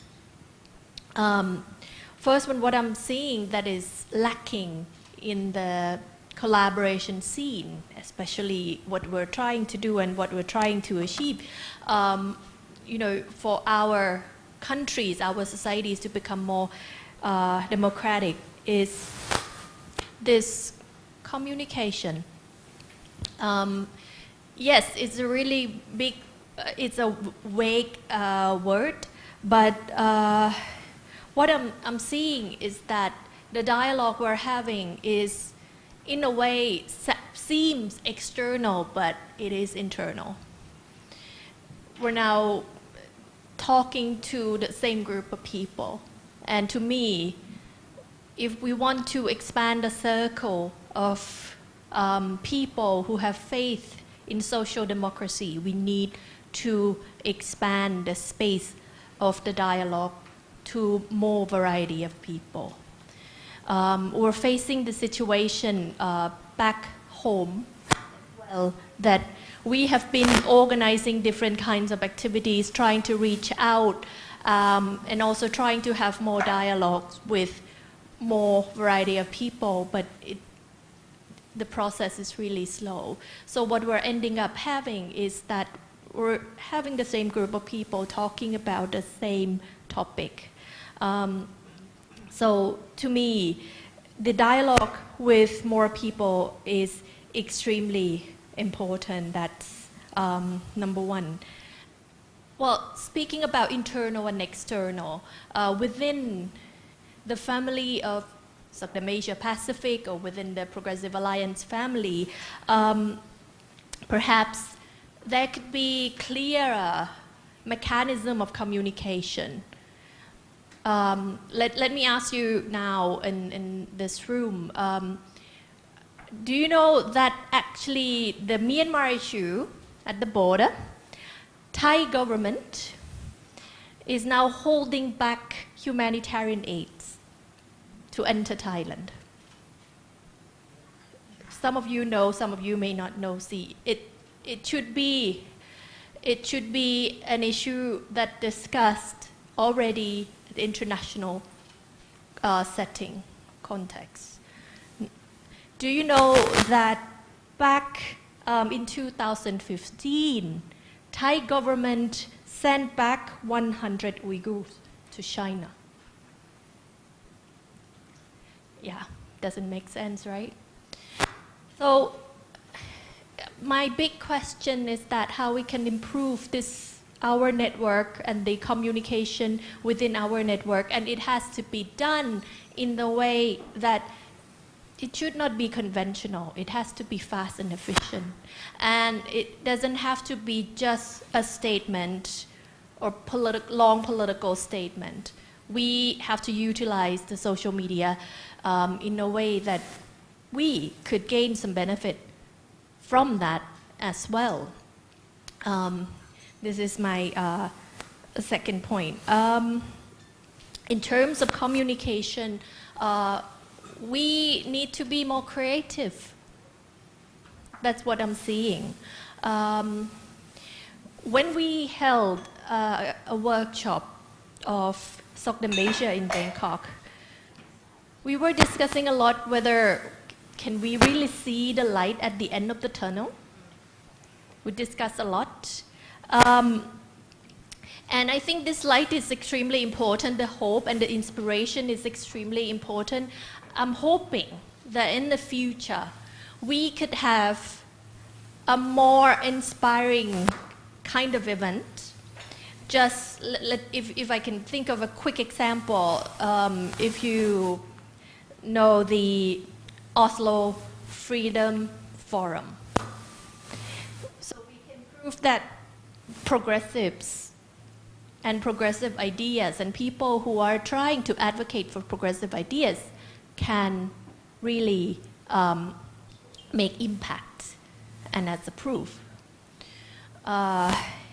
So this kind of, to me, this kind of more creative way to really show evidence and showcase that the social democracy, the progressives, it's working. And people want to know that. And it's also a way, to me, the crisis now is that there is an issue of managing the expectation of people. Right away, when you have the progressive leaders, people expect immediate outcome out of you. Immediately, you have to produce something. And therefore, this kind of forum and this kind of showcase could help communicating to people that, hey, this kind of policy is working. A couple of more minor points on this is when it comes to solidarity or message that we send, I'm not sure in other countries that democracy has already been established well and okay. Well, in Thailand, we need that a lot. We need support from the other countries, especially countries that are now having the social democracy as government, to, you know, sometimes a message from your party leader, sometimes a message from your figures could help us in many possible ways to leverage the issues that we are fighting. The last one is this competence building. What I learned from the political situation in Thailand is that sometimes political competence building can be thought outside of the box. A lot of time we talk to people in political context and you know, it's democracy, but we learned that recently in Bangkok governor election, the real force behind the whole campaign was someone from advertising agency with this political and democratic heart at the background. So we probably have to rethink about the concept of competence building as well, bringing in more idea from other fields to add more perspectives, to, you know, be able to compete with the right wings and the autocracies, and well, at home we have really authoritarianism, who have all the resources. The reason I mention creativity is exactly because of this. We don't have that many resources. That's why we have to be creative to be able to put whatever we have to the full extent. Yeah, thank you. Thank you very much, Kundida. I think if I may summarize, I think she highlighted the importance for us to leverage effectively on party within the progressive families who are in power intra or inter-regionally, so that we can strengthen the weaker democracy within the region. And also at the same time, I think it is very important for us to present and also project the policy successes of the progressive families, so that we can inspire hope and also vision within our own region. Because I think everybody wants better job, everybody wants better life, everybody wants better childcare. But how can we achieve that? Actually, we need more details, we need more idea, and this is what we need to share, present to the voters as well, because all the political party, otherwise, their slogan will be similar. So thank you very much, Kundida. I would like to now invite Rena from the Social Democratic Party of Germany to share his views with us. Thank you. Even that the battery is running out, try as far as I can to work with that one. You are right, the Russian invasion in Ukraine is not very important for everybody in the society, and not especially in other continents. But and I wanted to talk a little bit about the strengthening democracy. But one point I have to do before that, because Jeffrey Sachs said a lot about that, and in my opinion, a little bit too much of the narrative of the Russians, because we in Germany, we are the peace party, and we didn't want to. Maybe that's one reason. We are against arming. We are against. We're against war, and basically are just putting on diplomacy talks, and we had so much understanding for Russia, the SPD in special, so that we have to ask ourselves now if we have too much understanding, and we didn't see not enough what's going on in the last years. And the aim of Russia, that it should, well, had been, or the aim of the war, that the NATO wants an extension in the direction of Ukraine, I think that's in the thinking too short, yeah, because we have seen what's going on, or what had going on in Georgia, in Belarus, in Syria. So, and what Putin wrote and said in the last years, we should have noticed before that he has another plan. So that's now the point for us to think a lot of things new. That doesn't mean that we just looking for another program, or that we are changing everything in our policy, but it's a turning point for us. So in Germany, it's the biggest point we are discussing now, and there will be. As he talked about the 100 billion euro we are spending now in the next years, not now, directly in the next years, in the, I guess now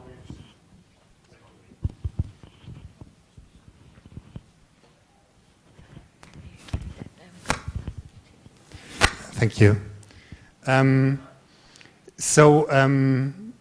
We also thinking about a change in not just in the military way, also in the way what strategic partners we need in the future. So a few words. I wanted to talk about this watershed moment, and that's for us the beginning of a new world order, and then including a rethinking about globalization. We believe that our social model, I think we all believe that our social model of a liberal democracy society is the best. But just because we see this like this doesn't mean that this is how things are seen all over the world. So we have to take it seriously that many countries in the global south especially have been disappointed by the promises we made, the promises of the liberal democracies. And we have seen it in the votes in the United Nations General Assembly when it was about the votation of sanctions against Russia, that just the half of the world does support us, support our policy. So we can see it in China with and in Russia as well. They are taking a very strategic approach to expanding its influence and binding states itself. So China and the New Silk Road and Russia with a BRICS initiative, we can see they have a strategy, and we should devote ourselves to cultivating binding power, forging new political alliance, including partnership agreements, and offering open structures, as, for example, our Chancellor Olaf Scholz did it with the International Climate Club, an open structure so that others can join us. We need structures that are inclusive and that are not exclusive. And so we must build and expand these strategic partnerships. So as we are running out of time, I just want to get that input maybe in the discussion more, because it's not just mean partnership with parties we already know, or partners, or partnership with parties or countries that have the same values. So we have to look at what point we can work together. We can talk about, and as we talked about, or as he said, that China, we are not going to close the door. Now we have a good contact to the Communist Party, the SPD, but that means we have to talk about the issues that are important for us, talking about the Uyghurs. That's the point we have to make in the discussion, but we are not closing the door. And Germany is not closing the door to the talks with Russia. What we see is that with Vladimir Putin, you can't talk anymore like we could talk before. He asked us to, or let me say, Olaf Scholz, at the beginning, a few days or one day before the war started, he went there to negotiate. He went there to talk with him, and then we had to see, no, that's it fits in the plan of Putin, but not in the plan of peace. Thank you very much, Raina. I agree very strongly with you on the point that we need to build and expand our strategic partnership. And I think that's why we are having this conference here. And at the same time, yes, we cannot just keep on talking with our people with the same ideology. Sometimes we need to be a little bit bolder to actually talk to the other side or to the opposite as well. And that is what actually we are doing in Malaysia at the moment. Signing a memorandum of understanding with the government while we are in opposition is actually, before this, I think is unimaginable. And because of signing the MOU, actually a lot of people start calling us traitor. But of course, I think this is some attempt we need to make, some new attempt we need to make. But I think, in general speaking, we are hoping that we can find new ways for us to move from the deadlock that we are facing now. So thank you very much, Raina. I believe you will have some question for him later. But before that, may I invite Maria from Abadyan, Philippines, to share her views with us. Thank you.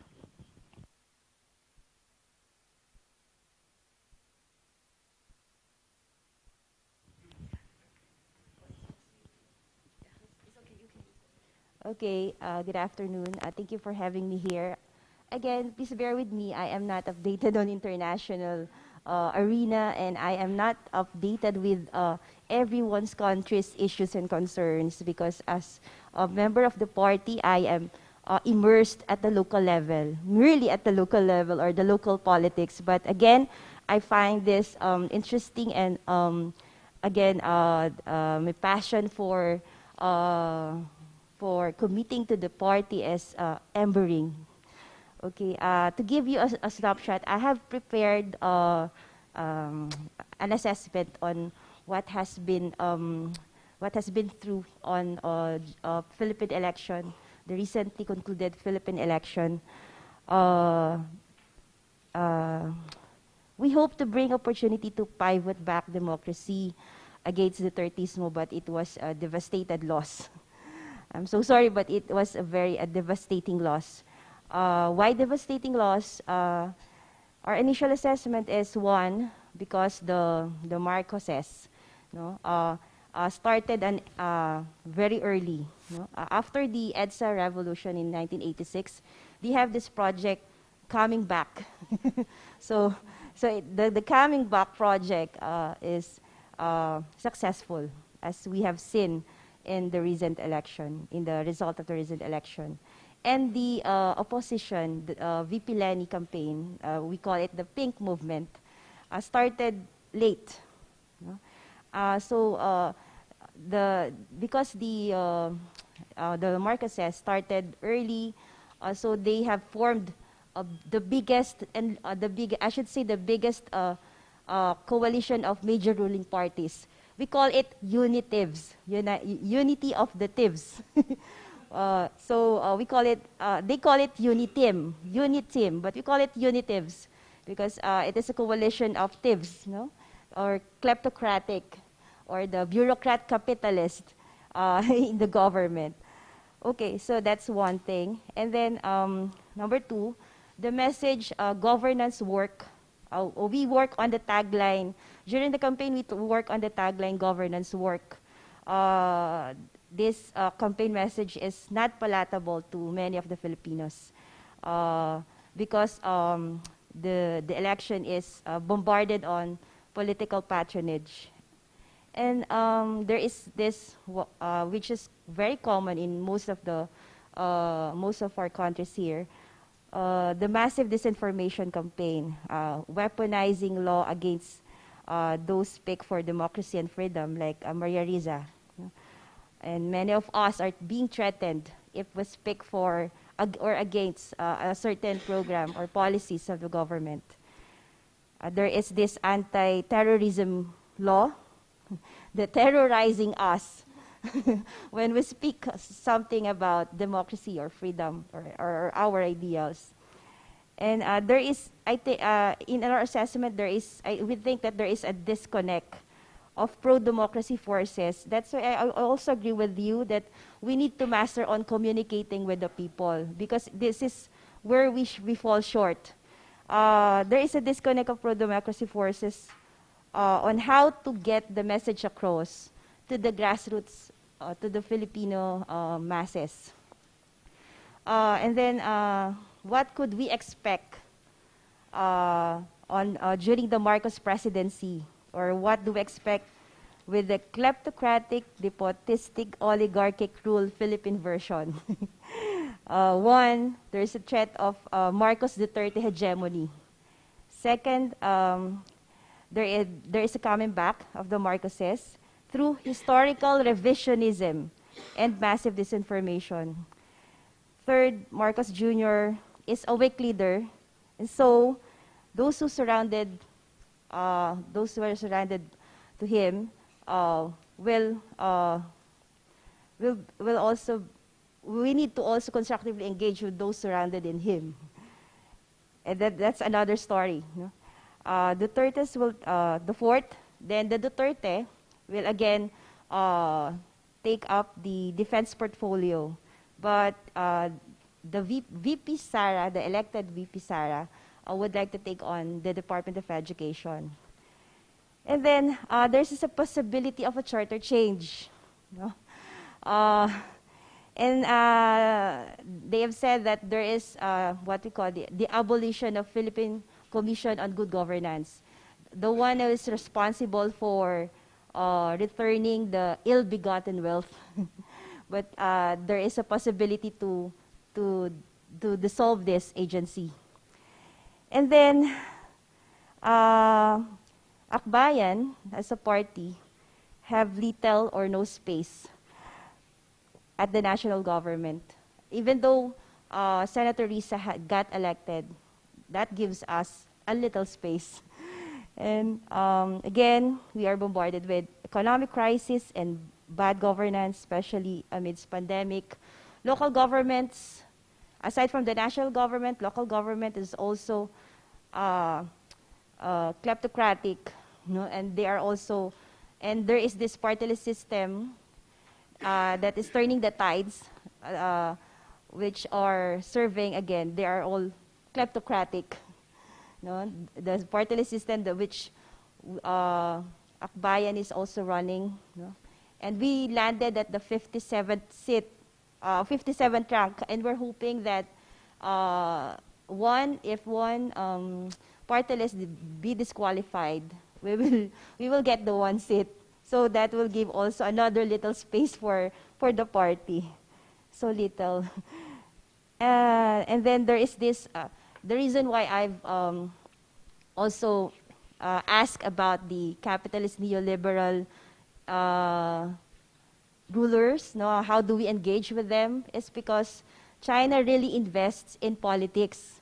They funded the electoral campaigns of the Marcoses and the Dutertes. So it is very important for us to really sit and discuss the China's agenda for each country. Okay. The fifth is, so I was able to identify what are the tasks of progressive in the Philippine context. First is we need to reflect the massive loss as what we have been doing lately. We are organizing series of reflection sessions at the national and at the local level. It is not just a reflection session, but a caring session. And because we are mentally and physically and financially drained during the campaign, because it's a people-led campaign. So we need to take care of each other. And so we are in the process of reflecting. But not just reflecting and analyzing, but how to establish and to regroup. And then second is we need to organize and sustain pink movement. We are in the pink movement, and this pink movement is metamorphosing into a largest civil society movement in the Philippines at the national and present in all localities. Given that it is present in all localities, we find it as an entry point for us to communicate the message of peace, democracy, etc., to the grassroots level through this pink movement that transformed into civil society. They are the ones who's campaigning for BP Leni, and now we belong to a pink movement. We belong to a civil society group. We call it Angat Buhay movement. No? So parang it's rising the living standard or the living condition of the Filipinos, Angat Buhay. And then for Akbayan, we need to protect and secure our ranks. Specifically, we need to protect Senator Riza because she is the only opposition senator. So all of the forces will go against her, like what Senator De Lima. No, we don't want. So we just need to protect her. She's our the only light in the government because she's elected. And then again, we need to build again and strengthen international solidarity. In a general assessment, Akbayan performed well, even though we lose at the national level with our presidential candidate. We are part of the largest people-led campaign, and we find it, and we see this as a entry point, or we see this as this has a bright future ahead, no? To lead the communities and the local governments also, if we choose to engage with the local governments. This would bring us light, no? And hope again. Actually, we have this saying, it is not yet the end. We are just going to the exciting part. So this is where the exciting part starts. We formed again the organization at the communities and work with bringing back or strengthening the democratic institutions at the community, at the local and at the national level, and working with the sectors. So again, we go back to the basic. We educate, we organize, of course, we agitate and mobilize. So that's it. Thank you. Thank you very much, Maria. It's very interesting to know that Marcos Jr. actually have a coming back project, which I think Najib Razak is trying to learn from him as well. Okay, the last speaker for this session is Edio. Can you please join me to welcome him to share his view with us? Thank you. The trouble with speaking last in this kind of forum, obviously, is that you have everything you wanted to say been said. but let me contribute, make a brief contribution. Let me start by picking up on the point that Howard made earlier on the claims that we, the progressives and social democrats, are not good at staying in government. It's ironic, but for parties like mine, Fredlin and other social democrats, I would assume in the region, this sounds very, very true. Particularly when you have parties like ours stay out of power for so long. The best label you get is that you are good on the one hand, you are good at talking, but nothing in deliveries. Right? That's on the one extreme. And then I agree with some points made earlier on the this question of communications. There are also claims that we, as the progressives and social democrats, we are not good at communicating the good things that we are doing. And then that ties into this point made earlier about inspiration. Obviously, different countries have different settings and contexts, and you don't have one size fits all. But it's probably time for us to rethink how, as progressive force, we can inspire each other and also others we think are needed to ensure that the people have faith and belief in the values and principles that we live with. Now, so that's the in a way combining this question of strengthening democracy and strengthening solidarity.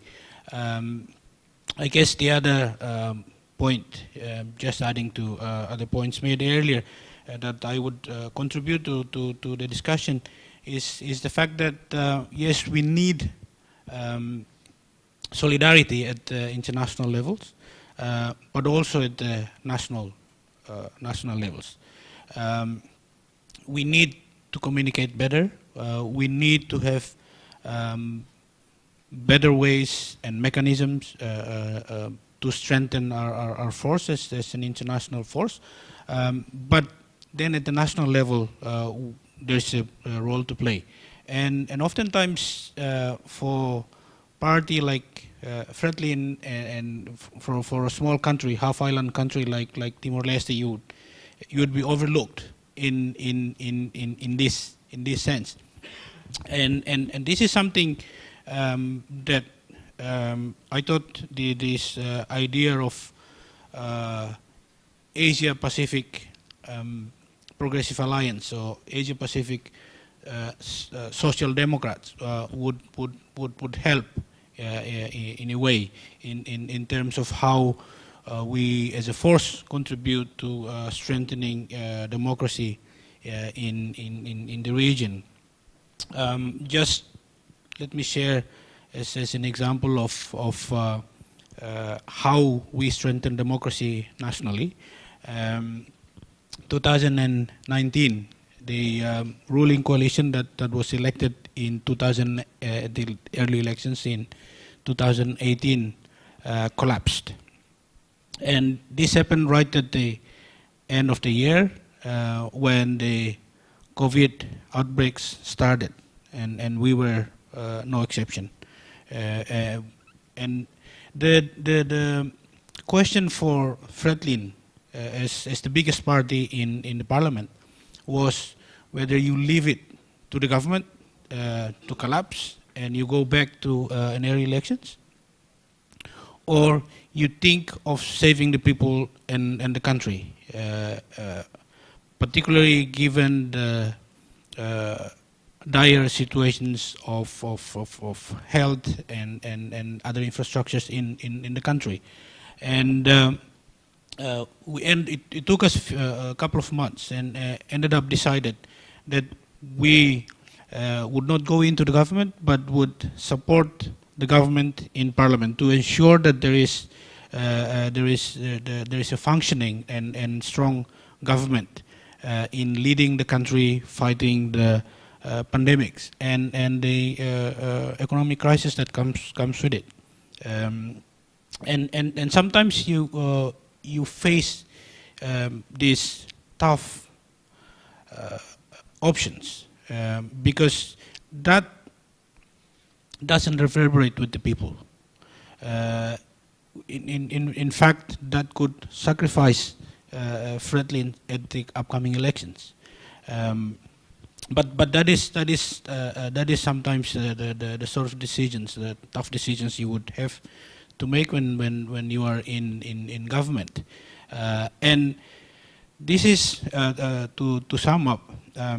This is something that us as a progressive forces would need to think of. One of the questions is, are the people seeing enough of the current global systems that have failed them so many times? And are we doing enough to show real alternatives that in the end would instill hope and faith in politics and governance? Thank you.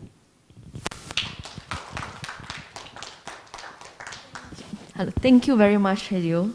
I think Edio and also the other three speakers also mentioned it several times. How to do effective communication. I think that is the challenges we faced. We definitely have some policy successes, but have you communicated enough? Have you shared it enough among ourselves and also to the voters outside, so that we can gain their confidence to show that they are indeed alternative? It's not just words and paper, but it's doable, achievable target that we are offering here by the Progressive. Thank you once again to all these four panelists to save time, because it's now like 10 minutes to 5 o'clock. So I need to save some time for my colleagues, Conrad, Jenny. So we will do the Q&A session after the panel discussion chaired by Jenny. And then after that, we will do a combined Q&A session so that we can save some time, so that at 6 o'clock, we can all move to Impian Theatre. So can I please invite you to join me to thank these four lovely panelists? Reina, Kundita, Maria, and also Edio. Thank you for your insightful sharing. So now I hand over to Jenny for her to chair the following session, the next session. Thank you once again. And we will do the Q&A later on. So if you have any questions for the panelists, keep it with you. You can ask them later, or of course later during the dinner as well. Thank you, Niching and Pifosian, good afternoon. Our last lap. So I hope you will still stay awake. May I invite Antonia from the New Zealand Labour Party, Gladys, and also, hope I get it right, Mutsetseg, Moon, Moon. So I'll just sit down here together with you so, to save time, and also, so I think coming back, this is our last forum for the day, but we are going out soon. So I think in a way we are already converging. The conversations around the room are bringing us together. There's a lot of issues that has already been repeated, but I think very, very nicely put in the context of different countries. So our forum here is regarding building better, or basically looking at, I think, recovery. And maybe I'll just start. We are supposed to have one person to moderate, but I'll say some things, and then I'll pass the microphone to our colleagues, to my colleagues here. I'm going to just say 5 points, more in the form of questions, and also provide some insights on what I see is important with regards to building back better. Basically, how to maintain peace and security, and especially in terms of the pushback against despotic governments or individuals and groups hijacking democracy. I think we heard earlier how important democratic decentralization is important, how people's governance and looking at institutional design defects that we have, so that we could actually try to build back the things that we actually want to achieve. I think reviving the rule of law, understanding the intersections of democratic reforms, as well as also pluralism. I'm happy to have seen my Naga friend from the Northeast India talking about how important it is to look at also indigenous, how indigenous peoples look at democracy, looking at how our indigenous systems can also be something that we can look and learn from, thinking about how this could be deepened. We can actually deepen the understanding of democracy in our society. Secondly, another question would be how to ensure that economy that we build back from these, I would say, current ruins can be the one that ensures decent work and livelihoods in the context of recovery and also sustainable and equitable future. I look at equity as something that must be iterative. It's a process that we have to continue engagement, not just once, but really go back again to our constituencies, and also look at labor, wages, economic ownership, and also decision-making power. Building trust within communities will be critical in achieving and providing leadership opportunities, and also education, getting to know the community, engaging with them, and also not only, I think, those in the rural areas, but also in the urban areas. We have those who are homeless, those who are tenant groups or resident groups, and also talking about the Sustainable Development Goals, the principles, and we can be used as a guiding framework. So meeting the SDG targets will require additional efforts, of course, from our part to address growing inequalities and gender imbalances, and also avoiding depleting resources, contesting of resources, and manage the resource that we have. So the third point I would like to make is really what are the lessons learned from the COVID-19 crisis. Can we prioritize a gender-responsive recovery, recognizing, acknowledging that the COVID-19 pandemic has seriously impacted women, children, and communities. But we saw actually that, for example, in Sabah, where resources are intact, natural resources are intact, communities are fared better.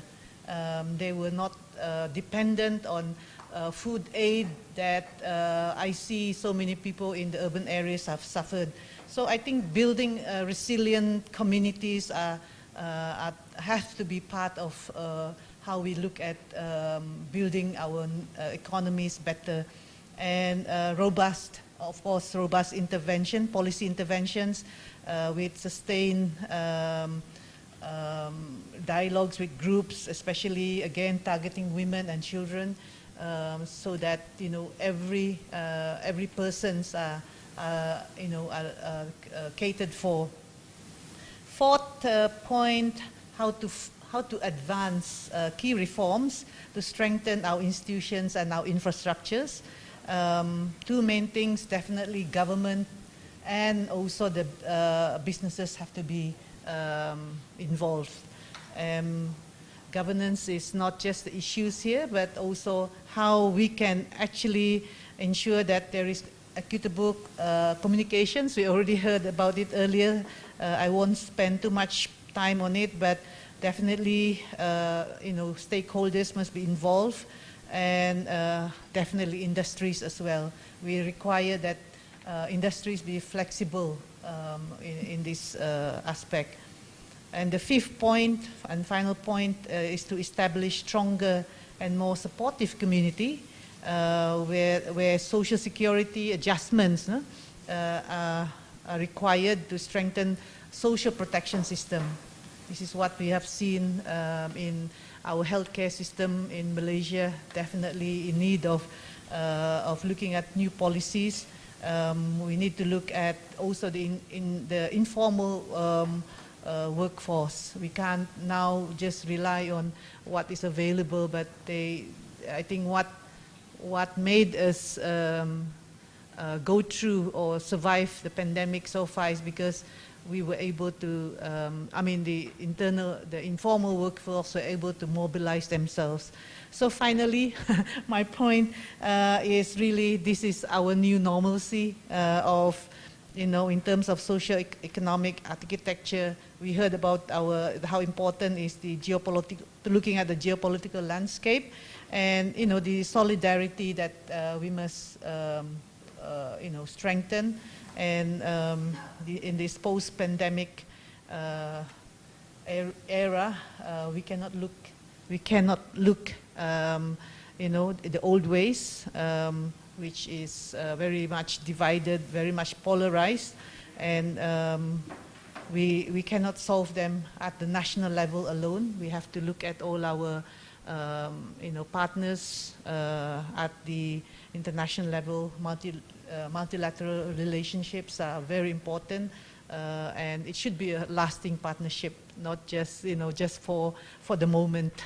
So thank you once again. That's my little contribution, and I hope that we will have enough time today for our other panelists. I would now like to invite Antonia from the New Zealand Labour to give her presentation. Thank you. Thank you very much, and thank you for having me here today. So in coming to this conference this weekend in Kuala Lumpur, I was asked by Howard specifically to speak about the economic recovery in New Zealand following the onset of the pandemic in 2020 and the New Zealand response economically to the pandemic, which I think by and large you could classify as reasonably successful in terms of the economic growth that we saw across the 2 years thus far of the pandemic. That's an understatement. Very successful. But I think too in terms of the way in which we were able to grow the economy and keep unemployment low over the course of the pandemic. I think firstly, if we look globally at countries that were successful in their pandemic response and the economic situation, they were largely nations who embraced and demonstrated social democratic values and who prioritised a health response over what we might consider to be a sort of classical economic response. And I kind of talk about that in terms of, the conservative or sometimes third way idea of prioritising or keeping debt to GDP ratios low, not running consistent deficit budgets, etc., etc. And I think we saw some good examples across the pandemic of countries who did prioritise those values over perhaps a stronger health response. I think the UK was a good example perhaps of that. I'm sure we can think of many others. And so I guess, and not to labour the point, but under this false sense that somehow the economy is not comprised of all the people in which operate within it. And so crazy perhaps. So I guess looking back to the state of our COVID response, and I guess I channel our Finance Minister Grant Robertson and kind of talking about this topic, but the best economic response to the pandemic I think absolutely was a very strong health response. If I think back to the New Zealand government response to the pandemic from the start of the pandemic in 2020, what we saw was initially a 12 billion New Zealand dollar investment into ensuring that people were supported through income support, that they were retained a connection to their jobs, and that we didn't see this huge increase in unemployment that we did see in some places. People felt supported to stay at home, to follow and be connected to the response in terms of staying at home, following the lockdown restrictions. And I think that was the biggest and most successful response, was paying businesses to keep people employed, to keep them home, to follow the lockdown restrictions, stay home and keep people safe. And while that did involve a very large monetary investment on the part of the government, I think actually what we saw then was a hugely successful economic response in the recovery. So after we went through the initial March 2020 lockdowns in New Zealand, which were some of the most restrictive in the world, we were not allowed to leave our homes unless we were accessing healthcare or purchasing groceries or going for 1 hour within 5 kilometres of our home for a walk, in which we could not drive. If you drove your vehicle, you'd be arrested by the police. And so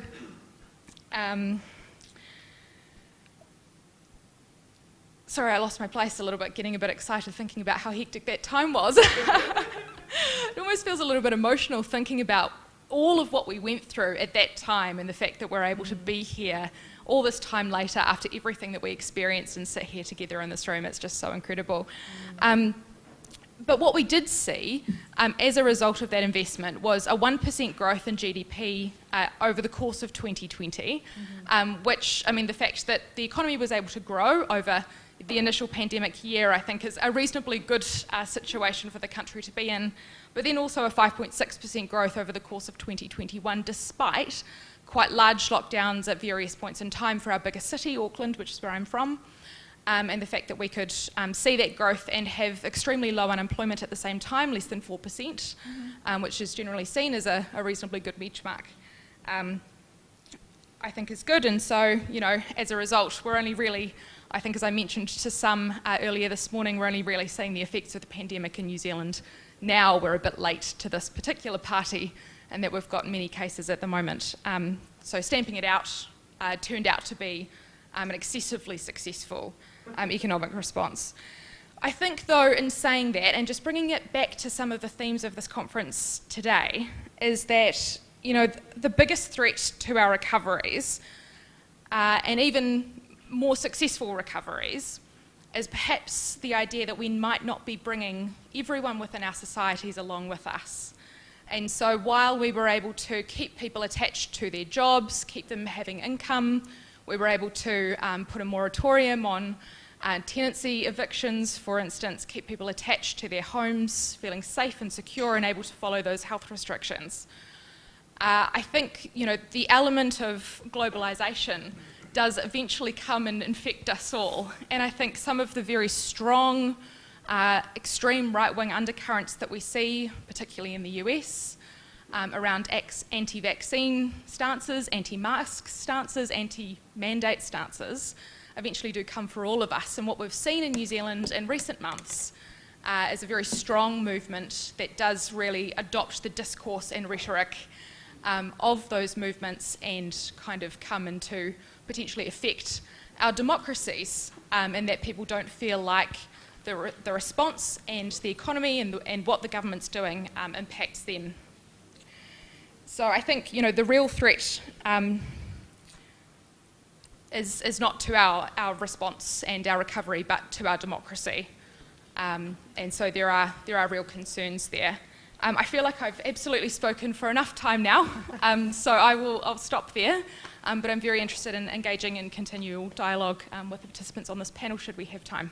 Thank you. Thank you. Thank you very much, Antonia. I think we really wish you luck at this time and hope you can repeat that success. I'll go now to Gladys from the Citizens Coalition for Change in Zimbabwe. Welcome, and also please, your floor. Thank you so much, and thank you so much to DAP and the Progressive Alliance for inviting me. When I was given this topic, Build Back Better, to talk about, you know, Build Back Better, you know, I was thinking about our context in Zimbabwe, and I then asked myself, what does it actually mean in our context? The reason why I was asking that question is because Zimbabwe is a country that has been facing a man-made crisis even before COVID times. Mm-hmm. So we were facing huge economic challenges, obviously, because of the destructive policies of the current government. 49% of Zimbabweans live in extreme poverty, and this was even before the COVID pandemic. 90% unemployment, massive deindustrialization, and also informalization of the economy. So many people are actually in the informal sector and not in the formal sector. Inflation was very high. Also, our relationship with most Western countries are not very much okay as a country. As a matter of fact, there are targeted measures against ZANU-PF elites, who of course have been at the center of the governance crisis that we find ourselves in. In the morning, I also spoke about the party-state military conflation, where the military is really a decisive power block and determines what happens in the country, even when citizens do have other opinions. Then we also have, you know, massive human rights abuses, obviously because of that conflation that I spoke to you, that I spoke to earlier on. Quasi-physical activities by our central bank, where the central bank is actually the center of corruption and not necessarily a branch that is supposed to make sure that there's no corruption in the country. Then we have a huge debt overhang, which has not been resolved for a very long time. So this was the situation even before COVID. And so what it meant is that with the coming in of the COVID pandemic, it sort of exacerbated this situation that we had. Inflation, as I'm talking to you right now, is now in the triple digits. Of course, there is also now the Ukraine, the war in Ukraine, that is also fueling some of the developments. Rising inequalities because the government also didn't provide any social safety nets to citizens under COVID times. I've already alluded to the fact that the majority of citizens are in the informal sector. So, you know, the fact that we had lockdowns meant that, you know, they were not able to move around and sell their, you know, goods and things like that. And also that had an impact in terms of the quality of life of ordinary citizens. But also the political elites saw COVID as an opportunity. There was a lot of weaponization of COVID to stop, you know, citizens from exercising their rights. You know, for instance, political gatherings were banned, and sometimes it was not really to advance the health objectives, but it was more to advance political objectives. And even up to this day, some of those measures are still in place, not because, we still need them, but because, the government politically, they need those kind of measures too. More of the situation that we saw in China. We have also seen massive corruption, so taking advantage of the fact that, we have a COVID pandemic and the health equipment that we need to buy and, things like that. And, in fact, our Minister of Health was actually before the courts because he then also was involved in corruption. I think it was a 60 million contract that he facilitated for one of their, cronies. And like all other corruption cases in Zimbabwe, it didn't amount to anything. He was just acquitted, within a short space of time, and nothing happened. So grand state corruption is one of the problems that we continue to see in Zimbabwe. We also saw circumventing of parliament, which is supposed to be an oversight body, where the executive was coming up with statutory instruments outside the provisions of the law, outside the constitution, and circumventing parliament to make certain, policy pronouncements, and like I said, outside the constitution and outside the law. So what is the way forward in terms of all of these challenges that I've already alluded to? And I think one key feature that I also need to highlight, how COVID was weaponized, was how COVID was used to go after opposition, leaders. Some of us, even up to this day, we face charges, for conducting, political gatherings or, any kind of mobilization. It's been 2 years, myself, I'm actually facing, charges of breaking COVID regulations. And it has been 2 years of just, being before the courts, because it's then used as a leash to even control your movements, because you have to appear before the courts every now and then. So, they're really weaponizing COVID, as it were. So what is the way forward? The crisis in Zimbabwe is really, like I mentioned, it's a man-made crisis. Yes, it was exacerbated by COVID, but it's important to really deal with the political crisis in the country, because it is the source of all problems.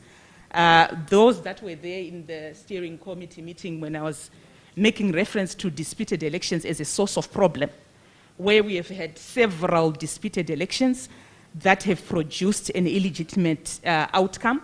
And so there is the breakdown of the social contract. People don't have trust in the government that is there. And I think it is that particular crisis that we need to fix, because it then has ramifications on the economic, social, sort of well-being of citizens. And that's the reason why, as CCC, which is the political party that I represent, is advocating for, comprehensive political and economic reforms, to have strong and inclusive institutions. Like I said, we have the party-state conflation, where the military and the executive really are everywhere and, ubiquitous in terms of, how they conduct themselves in all the state organs and state institutions. So it's important for us to have strong and inclusive institutions if we are going to be able to build back better.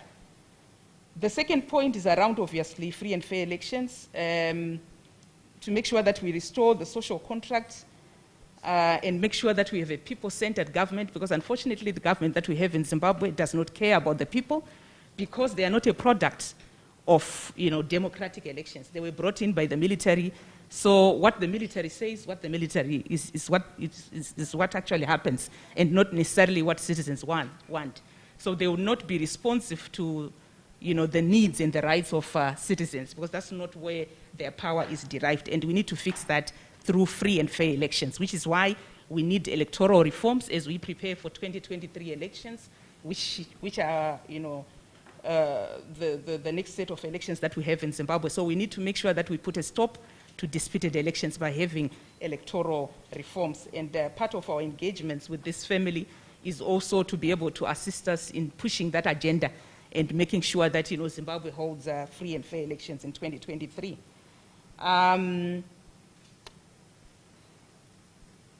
There are also issues around accountability. I've already alluded to corruption and the need to end corruption and need to make sure that those that are found on the wrong side of the law actually are brought before the courts and the cases are they account, as it were. There's also the need for the respect for the constitution and the rule of law. We came up with a new constitution in 2013. So in 2013, we actually had the inclusive government where my party, then, MDC Alliance, was also part of government, and we came up with a new constitution. But the problem that we have at the present moment is that it's not being implemented, and in fact, there are now moves to roll back, those democratic gains that we made during that period. And all of these amendments to the constitution are meant to have an imperial executive, where there's no accountability and where the people are not really respected in terms of their rights. And we think respect for that constitution and the rule of law is very important. Then obviously, finally, it's the issue around international solidarity, which is why such platforms are very important. I already spoke to, the debt overhang that we have as a country. And obviously, in terms of our ability to move forward around debt issues, we certainly need a lot of international, support. But unfortunately, the current government is not really very keen on international re-engagement, which is why, like I said, we need to make sure that we have free and fair elections, that then, make sure that we have a people-centered government, a government that is really a product of a free and fair election, and that understands the situation that the country is facing and has policies that speak to what we need to see in Zimbabwe. Thank you. I think I'll stop here. Thank you very much, Gladys. I think you are the embodiment of your fight in Zimbabwe here. A lot of hope for Zimbabwe, and I'm happy to hear that there are many things that have been, achieved already and ongoing. So, last but not least, I guess our representative from the Mongolian People's Party, and still a big hope for all of us to I guess I envy your position. Moon, you have the floor. Thank you. So, in Mongolia, we have a saying that the last camel in convoy carries the hardest load. So, I'm the last one, and I'll try to make it short. So, and I'll try to share some of our country experiences. And because of the pandemic and the conflict situation like all over the world, our party developed the party program in the end of 2021. And the Mongolian parliament started to ratify new revival policy. This policy identifies 6 recovery areas: port revival, energy revival, industrial revival, urban and rural revival, state productivity revival, and green growth revival. So new revival policy presents opportunities to further trade and investment. Our party chairman and Prime Minister of Mongolia, Mr. Oyuirden, and he's also the board member of PA, he outlined how the new revival policy's full implementation will see Mongolia's GDP doubled and creation of a further 300,000 jobs by 2025. And moreover, the policy would also doubling the state's energy capacity and tripling the land port and airport capacity. So on the other hand, the MPP is now aiming to implementing progressive policy and human rights policy, which are protecting core values such as human rights, development, and peace. So, for instance, we have ensured abolishment of death penalty, established national preventive mechanism against torture, as well as protecting the human rights defenders. So, in short, please leave this. So, thank you.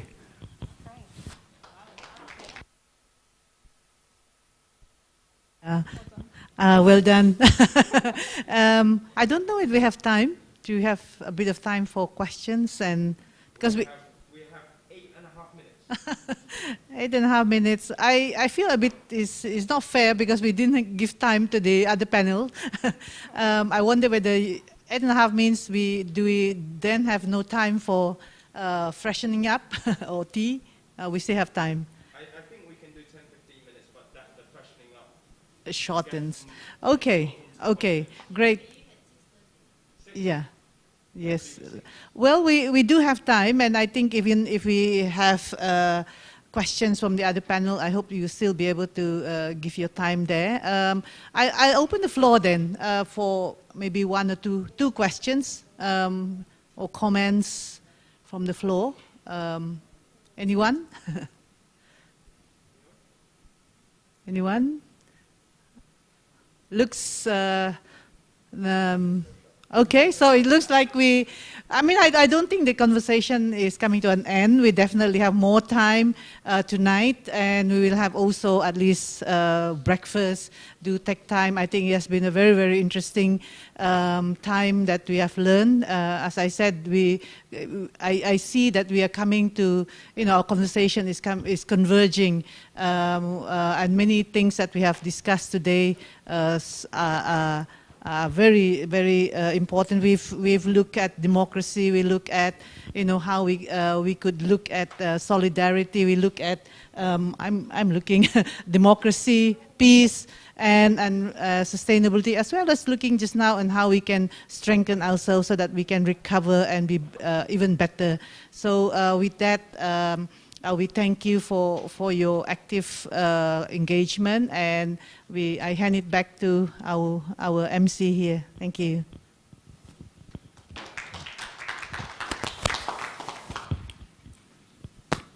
Thank you, Jenny, and fellow speakers for the final session for today. Of course, it's not the end. It's just a break before we move on to the next session, and also we still have more conversation to be had tomorrow. So be prepared for that. For this, we're going to go to the Impian Theatre at 6. The bus will be ready downstairs around that same time. So I think there already. So yeah, please be punctual. You can still have coffee. We still have tea. Time to freshen up. We'll all see you later downstairs at 6. So thank you, everyone. Thank you. By the way, get ready for more lubricated conversations tonight. And by the way, tomorrow morning, we'll have even more time because we've chopped around the program tomorrow so that we have a lot more flexible program tomorrow. Thank you.